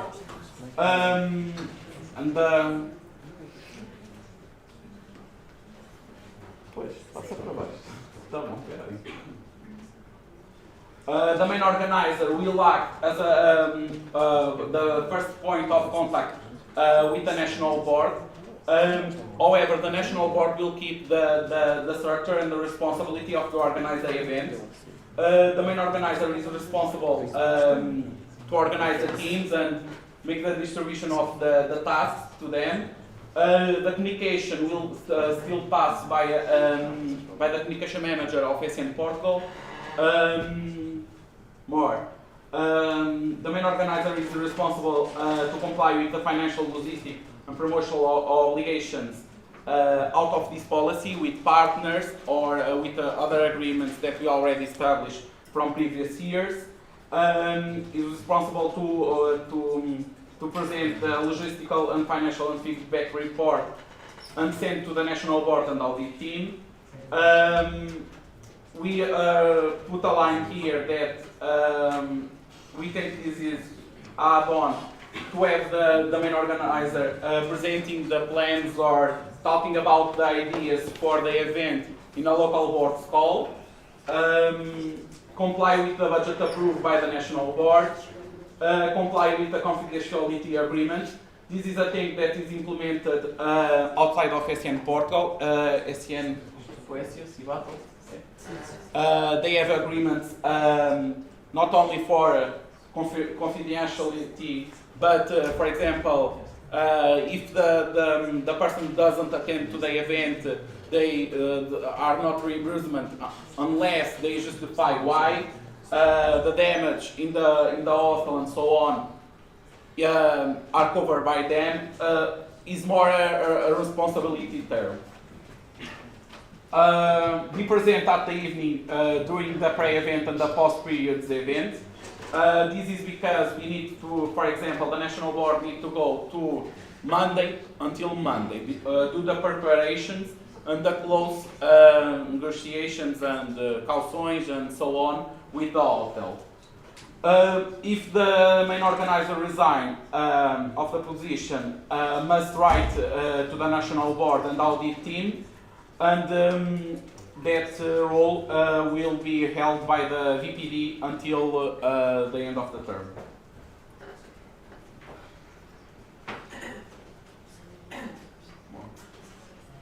Oh, we have this line too. The position of the main organizer is incompatible with another kind of position at national level. And they have 15 days to resign. If, for example, they have a sport position, they need to choose between the sport position and the role of main organizer. The participation stays the same.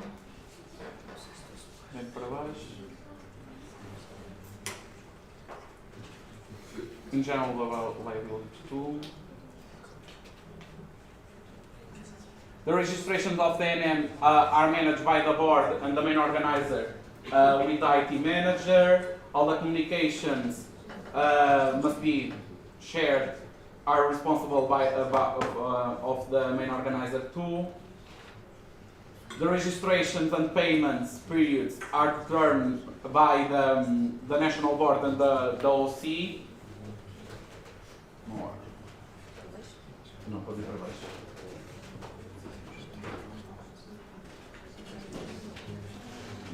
This is the same. You can put it.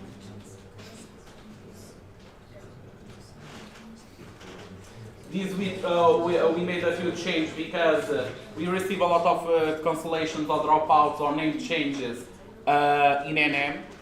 They have their own terms and conditions, but in general way we want to keep this structure. Regarding the organization, we propose to at least 8 months before the event, because 1 year is too much time, because we catch the time of transition of national board, MPs, and so the national board don't have time to think we'll keep Erasmus national meeting here, we want to improve, we want to make a change. So after the elections and 8 months before the event happen, we'll open the OC must be selected for the event. See?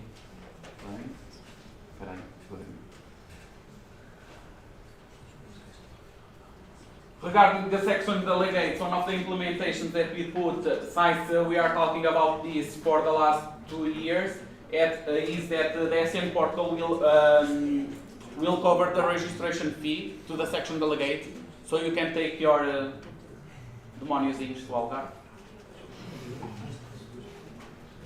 Pode ir para baixo. Bem.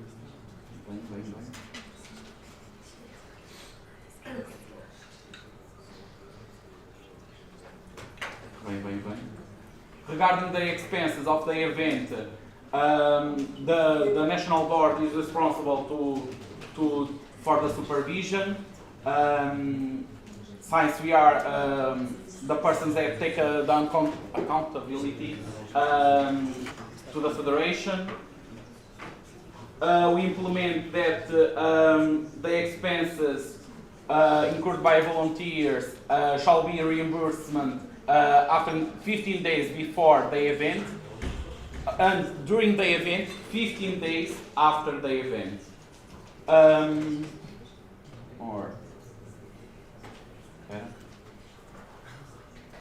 Pode ir para baixo. Regarding the national Erasmus Games.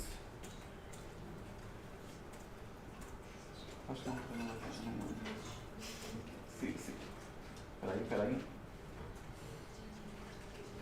Here in this line, thank you João for noticing that, be composed by members of both genders, the sex. We didn't specify, however, after the question of João, we saw that maybe we should make a point saying that all the things that are not mentioned here, we have the rule book, and our rule book is very specific in this topic.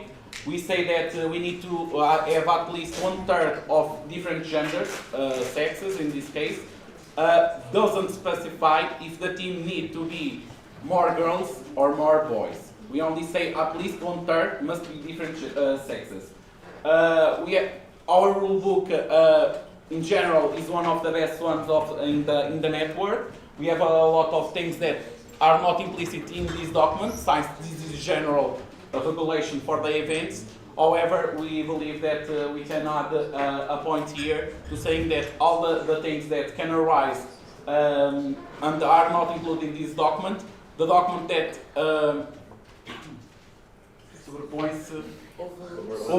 overlap to EPP is the rule book.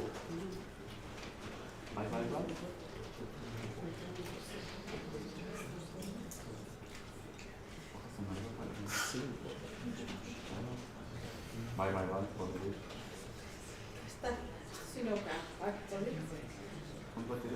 Peraí. So, section training events, section 3. Before that, we had LBM, community meetings, level up, and all of them say the same thing, but we notice, for example, one say that you need to send 7 days after, the other one says 30 days after or 30 days before. So, since they are all training events, we decide to include all of them in this article, make only one article and merge all of them. So, for example, one day we decide that we don't want anymore to organize level up, we only delete this line, and we can add always to the training events and not always change a full article to a small change.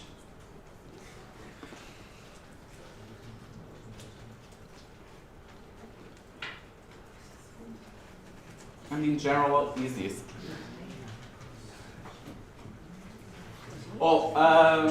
If approved, the events policy will be implemented after the approval, in the day. E acabou.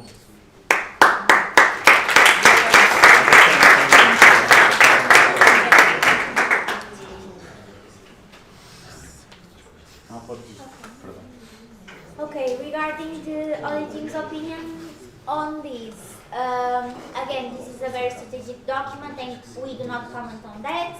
So our analysis was based on if the things were coherent throughout the document. For example, if in the beginning we are saying that a deadline is 20 consecutive days, but on the table of the resume of what was said above, it's different, so it needs to be corrected. So basically, this was the analysis of the audit team for this document. Like, things needed to be in accordance with each other, and also, like, of course, we look to practical ways of implementing things, because, like, in the end, the audit team was going to check if these are being complied with. So, even though we can never, like, it's impossible to be sure when we are writing a document that these, that the things we are going to say are going to work. Like, from our experience, it might, but it's also when we put this in practice is when we are going to understand if it really works or if it needs adjustments. But from what we could see, procedures are way more well established and updated to our current reality. It has several benefits. For example, the report being sent first to the audit team and then to the whole national platform, because it will avoid for us to send corrections on our opinions and then the report needs to send again, like Edgar explained. So we believe that these changes on our procedures can be a good improvement. Regarding the English version of the documents, again, like we did for the standing orders, we needed to have the two documents, Portuguese version and English version, and check word by word if they are matching, if they are correspondent, okay? So, again, there might have been some things that it missed us, because it's a whole document, we are checking if the English version corresponds, so, okay, we can find mistakes. If you do, please talk to us so we can correct it, but from what we could analyze, we correct everything.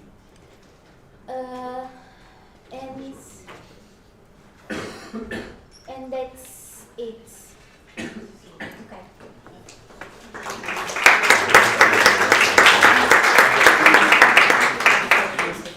Okay. Okay, before we continue to the Q&A, I want to propose to change the next topic after lunch, okay?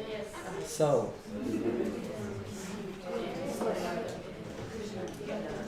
the question is, do you agree to postpone the topic proposal for the amendment in the activities calendar 2027? ISN Açores. ISN Aveiro. Pois, exato, ok. Também não. ISN Coimbra. Yes. ISN Covilhã. Não está cá ninguém. ISN Lisboa. Yes. ISN Minho. Yes. ISN Porto. Yes. ISN Tomada. ISN Utado. Não por causa daquela questão. Não podes botar alterações da agenda. Não, mas não é. Como é um voto delegado, é só por causa disso. Por isso é que já está a preto, já agora. E essa é notada. É assim. Não foi aceito. Pronto, ok. We love you, Edgar. Let's continue to the Q&A.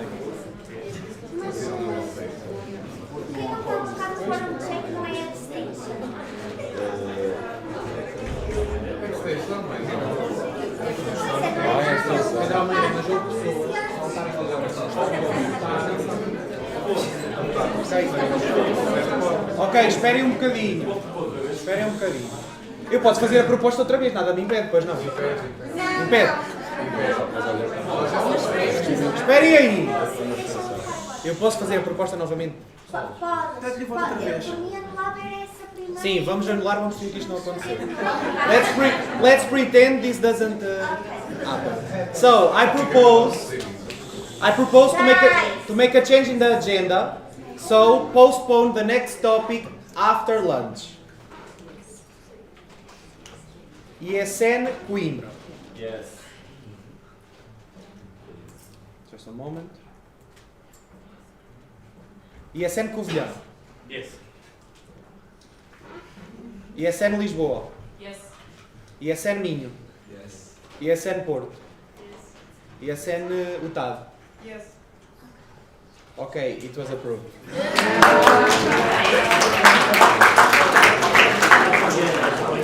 Okay, but guys, before we continue to the Q&A, and I know it's very important to make questions, but we have, guys, please, but we have 10 questions.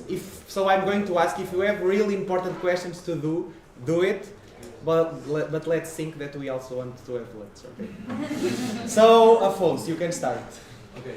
The first one is a small thing that Afonso Far. Afonso Far is important. The first question is something small that changed regarding the name. It's with the name change fee. I assume this fee is done to not have a lot of people changing names, the workload that does, and also to discourage resell. I just wanted to ask the motivation behind taking the fixed value and having it to be decided in the future. If I'm not mistaken, I think it's not in the previous events policy. It's only in the terms and conditions, and I think it's not doesn't make sense. Every year we decide this year is 10, next year is 11, so we decide to establish a value and fix on that. Yes. I'm asking because it's the other way around. I think it was as 10, and now it's to be decided by the board. So, like it can be inflation. So, like it can occur in costs that we are not predicting right now in the future. And then we have to make another general assembly to change it and to approve it and to be able to make it in time, and it would not be possible. Okay, but just a comment. Like, yes, I understand. Like, this is just a fee to discourage some things. I don't think it's subject to inflation per se. Just that comment, but I don't think it's.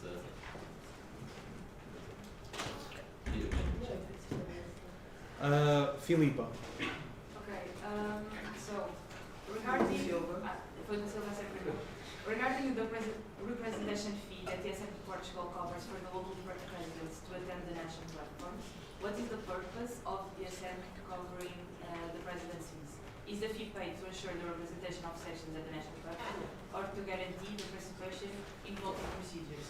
Because if the fee is intended to ensure participation in voting procedures, does it make sense for us in Portugal to continue covering the fee for sections that have lost their voting rights? What is the reason for maintaining this financial support in such cases? And if the presence of the section is still considered important, even after it has lost its voting rights, should there not also be a minimum participation requirement through the national platform? For example, presidents whose fees covered for by SN Portugal could be required to meet a minimum attendance threshold, such as being present for at least one turn on the quorum check. If this minimum requirements were not met, would it not be more appropriate for the respective section to cover the president's fees instead of the SN Portugal, given the financial support would not have been matched by the expected level of participation? Do you know how many questions you made? So I will start writing my thesis around this. Basically, so the covering the fees of the president or someone that is representing the section, even the section, even if the section doesn't have the right to vote, is something essential because it's one duty of the sections to be represented in every MP, and something that should be continued to do. Regarding the like duties for the people that we finance the fees and everything, for example, they have to be at a quorum check at a time and everything, otherwise they could like reimburse the fee, for example. That's something that should be considered because if you are paying them, it's for them to be represented and to it's just not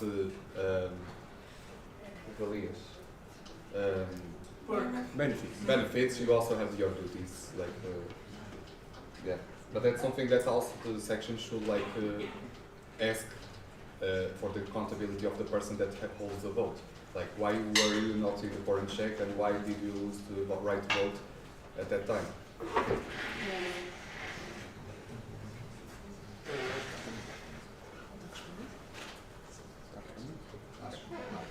Aris.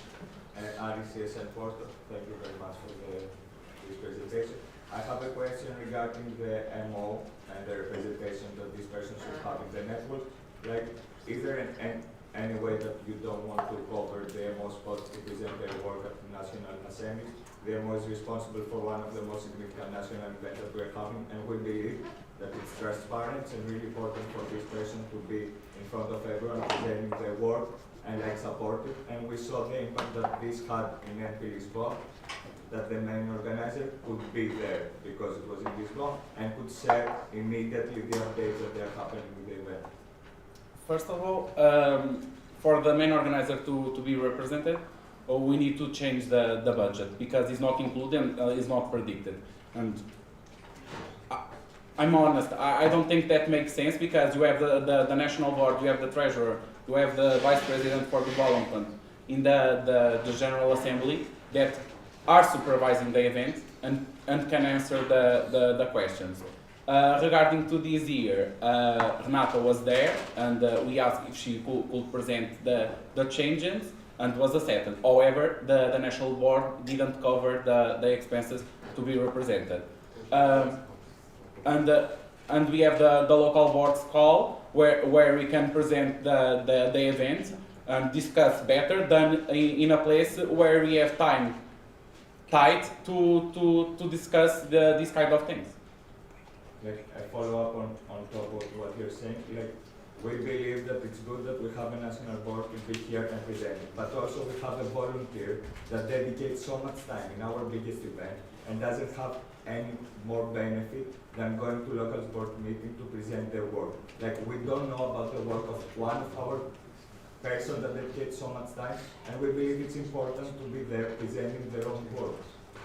Like, you made so many changes regarding main organizer, and you still believe that the main organizer it's okay to be only in a local board meeting. And about the money, we are doing expansion plan, so we want our federation to have more sections, so we don't believe that it's not possible to pay one more person during the national platform. So, just to clarify, it's not a benefit to come to the national platform. Okay, so it's good to discuss here in person with everybody. However, when we are discussing about logistical things about the event, we have time in the calls and we have the calls monthly. So the updates can be given, if needed, can be given at each month, for example. It's benefit because it's recognition of their work. It's really good to recognize our volunteers' work. But from that perspective, we need to give the same benefit to the health and well-being coordinator. But the health and well-being coordinator is in a support position that has other benefits, like going to the event for the support position. So if the main organizer was outside, was inside of the structure of SN Portugal, we didn't have to pay for the fee? No, but I'm not saying this. This is what you're saying. I'm saying that the main organizer of our biggest event is nowhere. Expect one paper that doesn't give any value to this person. And it's food for thought for the future for the people that they will apply for main organizers.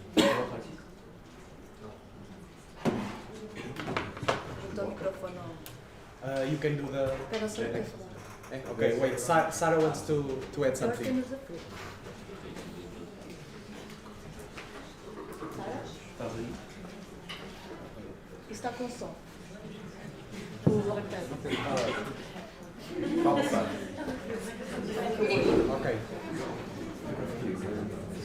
Can you hear me? Can you hear me? Yes. Okay, so what I wanted to add on this topic is that, of course, that we need to appreciate the work that all the structure of Yes and Portugal has been done, and we do it. We come to the national platforms and we shout out all our support positions, all the MEOs of the events, even the DOCs of the events that in the end it was like they work with us, and we do that shout out, of course. But in this case, it doesn't make sense for the MEO of the NM to come to NPs because it has nothing that should be voted for. Okay, the NPs are only for documents or for things that have to be voted on. Otherwise, they can be discussed later on the local board's call. That's why we always make like that. Make sure that you come to our local boards, and we make the efforts to organize them every month and so on. Otherwise, if we open that,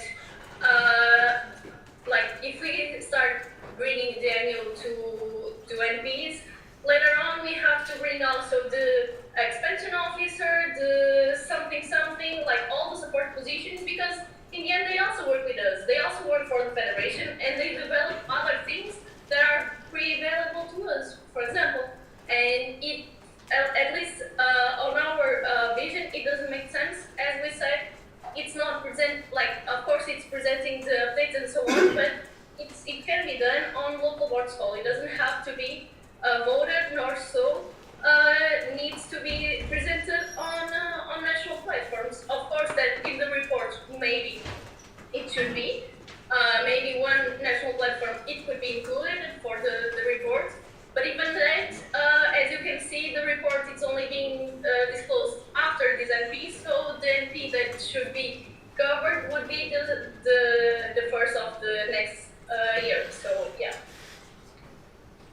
I don't want to make comments, but because you replied, I would like to also reply on this. We are kind of on the same side, but we are not saying that NPs is not for voting. But since we are voting the budget for ENM, since we have a report that is always delayed, it's not out, and stuff like that, as federation, we don't feel that all the informations are coming 100% on time and everything. It's like we bring those topics and you have included them. You have included that we should bring the financial report and the organizational report here. And especially if we want to see change in our biggest event, we should start talking about our biggest event in our national platforms. Minho. My question? Sorry? My second yes, sorry. Can I just make a comment about Okay, this? yes. I just want to add that it is not true that everything we bring here has to be voted, because we have brought many topics that doesn't need to be voted, like board updates, for example. So if a topic is necessary to be talked about by the federation, we bring it here, either if it has to be voted or not. And also, I don't think it is good to generalize every time you don't agree with something said here, because we are talking about a specific position and then we don't agree and generalize to, oh, if we bring any of the ENM, then we have to bring all support positions. No one talked about all the support positions. And in other cases, we have broad support positions. Elder once presented the document with the support position by his side. So it's not that outrageous to bring someone to talk about an important topic. It doesn't need to be in every NP. In some NPs that is necessary, yes. Aris, you can do the second question. It's something different. It's in general, we are really happy that we are seeing they are making changes on the deadlines of the events, because as Edgar said, there are weekends, we are volunteers, we need to have time. But because realistically, some deadlines now, they are not happening and it's really hard to be followed. We would like to know if there are going to be different timelines also for the OCs, because if a section needs to send in 7 days and be a really strict deadline for them to send priority and stuff like that, we should have received it at least 7 days. So if we receive in 5 days, in the document now says that you need to send 2 days after. So if we receive in 5 days, in 2 days, it's impossible for someone to send the deadline. So I would really like to vote on it. We would really like to vote on a change like this, but we need to all follow the timeline and not be strict only with the section, because we have internal regulations, internal things that we need to follow, and if we are always shortening the deadlines, we need to know so we can change our standing orders, because it's not possible.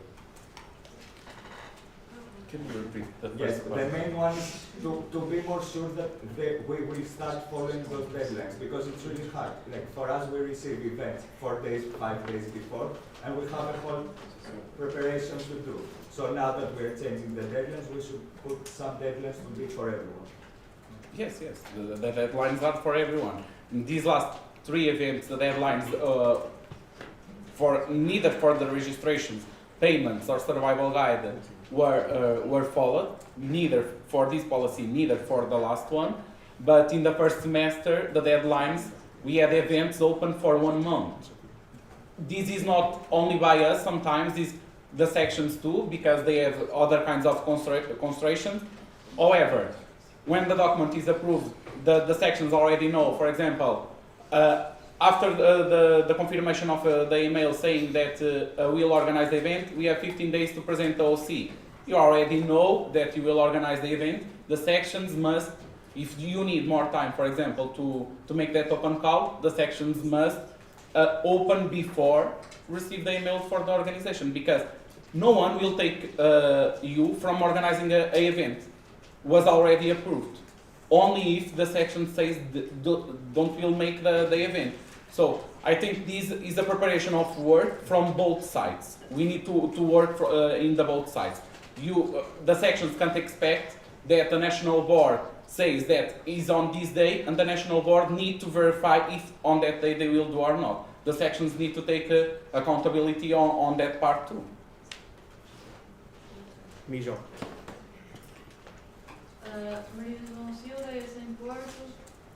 My question is about the travel fund, and why weren't more substantial measures included, such as including support for sections to send participants for fees, and improving the transparency of the travel fund application process, since these topics were the most mentioned and raised in every time we brought this topic around? Honestly, we don't believe that we need to improve anymore the travel fund. I can say to you, until this moment, only one section in one event asked for the travel fund this year. Last year, only one section too. But we already talked about this. Like most sections feel like this process is not transparent. They don't understand it. Like people don't ask the travel fund because they don't know how to, when, how the process works. Stop. It is written. They contact the OC, tag the national board, stating that they require the travel fund. But if you believe that the national board and the audit team should present this topic in for example, local boards in the beginning of the semester, why not? For example, We requested the travel fund, but we didn't get an answer. These types of problems. No. They get an answer. They didn't receive the travel fund because we didn't close yet the financial report of the NPSOs. This type of details probably we should be more clear because we don't know about this. And even if you're doing it right, from our side, Yeah, it's you like the process. the process is super, it's not transparent. So maybe you should include more of these things, more structure, so we understand what is happening and it's not in a bad way. Okay, I know this is not the perfect scenario, but let's try to the next question. Just do the question and the answer, okay? Because it's a little late, okay? Sorry. Aris again. Aris is important. Like, do you think that a document like this should have been first brought in a local sport meeting regarding that we had to read a document of 28 pages in 7 days, make questions, analyze everything, compare it with other documents without having the full cooperation? I know you consulted us during the previous national platform, but from a national platform to the next one, we have 4 months that this conversation never came to us. And we believe that it's really not good to approving documents like this without having the full months. What I can say to you in this topic, yes, maybe we should to present the events policy in a local board call before. However, this is not the first time that is discussed. Is a thing that is talking. We talked about since last year, and was bring this topic to a local boards last year and to a committee call. And we already some of these recommendations that we present here, for example, the reimbursement, the timeline for the things was already presented last year too. Inês José. Inês José, estou a botar. Okay. I would just like to understand why did you not present this document with the amendments or track changes clearly identified as usual and only as a new document, since it, like this way, becomes more difficult to understand what are the changes exactly? First of all, because a lot of articles were taken out or changed. Second, because between articles, the things didn't match with the article above, so would be more confused to have comparison to the both documents. I can give you the example when I was making the revision with Claudia and I was taking the matching with the previous one. Some things were not matching because we take attention to the previous events policy paper to have a structure, but that structure was not correct at all. For example, in the articles of the training events, each training event has their own deadline or say their own rules that didn't match with the general the position, for example. So we decided to take everything out and give a clear vision of the document entirely. João Lima. João Lima, Yesen Castelo Branco. Regarding my previous question before the NT about the addition of the rule book into a separate paragraph, is this addition going to be like added during this NT or in the future? The document only will be voted tomorrow, so if you have proposals to make a correction or add something that you think that is valid, the National Board is open to include all of that in the document to be voted tomorrow and correct until the midnight today. Titi. Tiago Coimbra is in Porto. So regarding the Article 39 in the section regarding training events, it is stated that in the event there is section dispense not organized, and in the event there is section dispense not organized an event, the National Board may choose one of the following options, and one is to open an open call, and the other one is to follow the rotativity process. And what is the criteria of choosing between these two options? Between the National Board decide what to do? Yes. For example, tomorrow you will understand that, for example, LVM Covilhã don't will happen in Covilhã. and we don't have a timeline to make an open call in this period of transition. Most of the sections don't have the human resources to organize the event. So we have two options: or we don't do the event, or the national board decide what to do with the event. In this case, the national board is taking care of LBM Covilhã and will organize the event. However, for example, if it was committee meetings or ASN upgrade Castelo Branco, the national board have a timeline and the space to make an open call. However, if we have a grant that needs to be specific, for example, to Castelo Branco, not to the district but to the city, for example, the national board will take over the event. We can make an open call for OC at national level, or the national board takes care of the event. So, obviously, this point is a little too open because we have a lot of things that are not specified on this document that we need to take account. For example, we have grants. Usually, we can, for example, for Região Centro. Last year we had a grant that was supposed to be in Castelo Branco, and we had the opportunity to change to Viseu. But for example, if we change to Porto or Évora, was not allowed. So what we prefer, to have the financial support to organize the event, or don't have the financial support.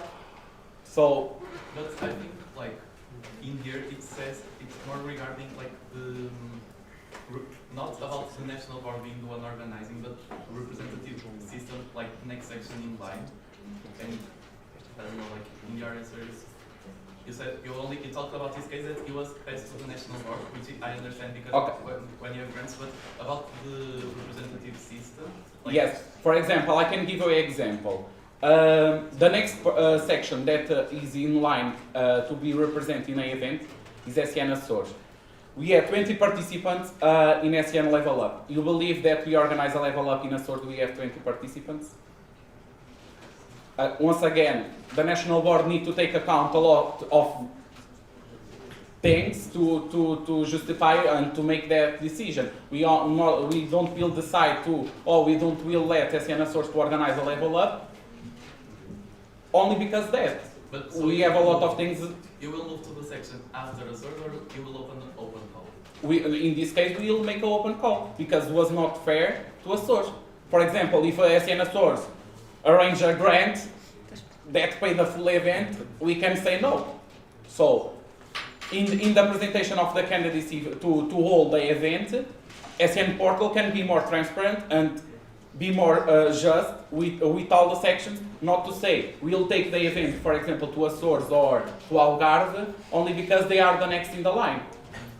Okay. And for example, we have sections that don't organize the event this year, next year don't organize the event. It's not fair to always put the same sections, and they always don't organize the event. So it's because that this line give more window to SM portal take action. Perdão. Okay. Okay, I propose to close the speakers list if anyone opposed, and we have two more questions, Arish and MJ, right? So Arish, you can do the question when Philip allows. Arish here at Porto. We would like to ask the national board if you believe that what happened in the local board meeting was fair. A section brought changes to the documentation of ENF that was inside this. They were treated really bad. The posture, it was really bad. You were making the section feel that they weren't fair. You were making the section feel that all the job that was doing for 2 months wasn't even listened. And we're coming 2 days later with the same things inside the same changes. I don't believe that this should be a thing that would ever happen again in the network. We are here all for the best of our federation. We are here all to make changes that it's the best for the federation. And when we were there representing our section and the opinion of our members, the local board, our alumni, we were listening only no's, and we are seeing exactly the same changes. And one more thing that it was really a lot, it was that the surprise that happened that we didn't know that we are bringing those documents while you already have the document because you have the same changes. So can you repeat the last sentence? Like, we don't believe that it's fair how you treated a section that is trying for the best of the federation. And you could talk with, you said that we didn't consult you, but like, okay, we made a mistake and we are doing all of this. First of all, sorry for the way I talked to SEN Porto during the local board call was not the intention. However, the national board was already previous proposed the change of the documentation. Obviously, we take feedback from the local board call. We changed a few things in the day after the local board call because we don't believe that the entire document is not good. We believe. And you can see by this that we believe that you have a lot of good propositions in the document. Few ones we believe that is not according the strategy and the plans that the national board have to the event, but we believe that the document is a good proposal. No, but like, I'm not saying that the document is not a good proposal.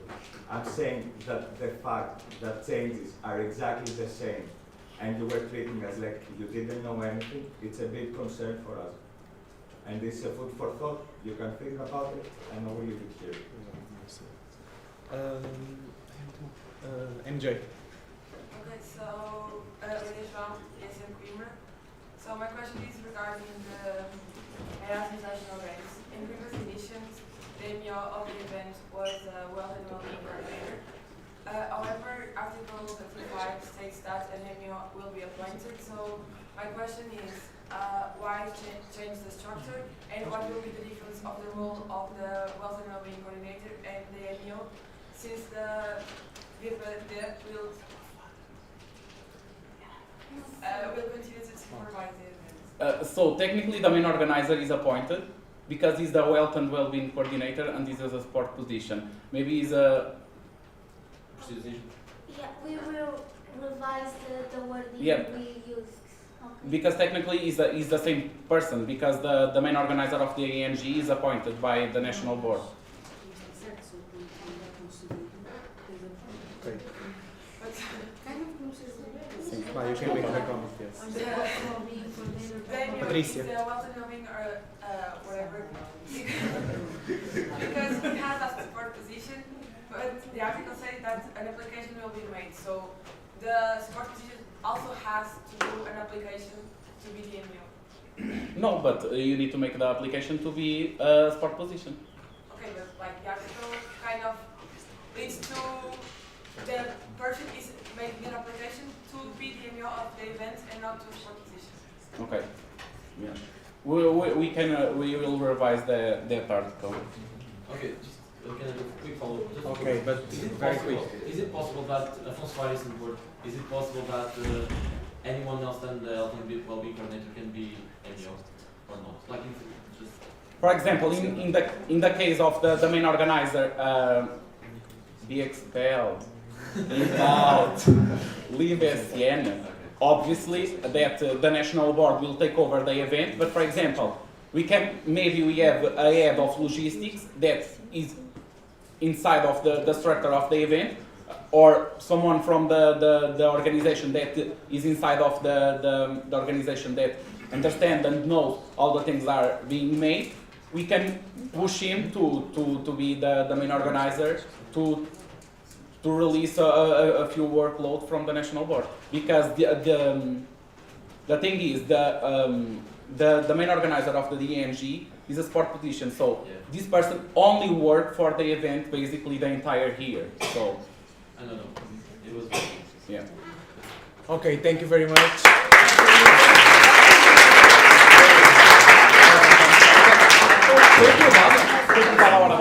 Okay, before you stand up, we will have 1 hour and 30 minutes to have lunch, okay? So at 2:17 we have to be back, and right now... Espera. Podem deixar aqui... Ou sim, podemos deixar aqui as coisas.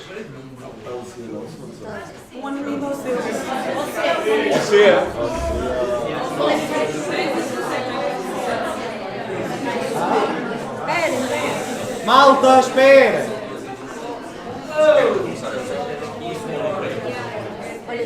3 e 17, sim. Olhem, and the midterm report updated is already in the drive that Pedro Almeida sent. So you have to go to the same link and you will see that the midterm is already updated. Okay. You said 1.5 hours. Yes, I'm from letters, humanities, but the time to be here is 3:18. Okay, we can go. Let's go. Okay.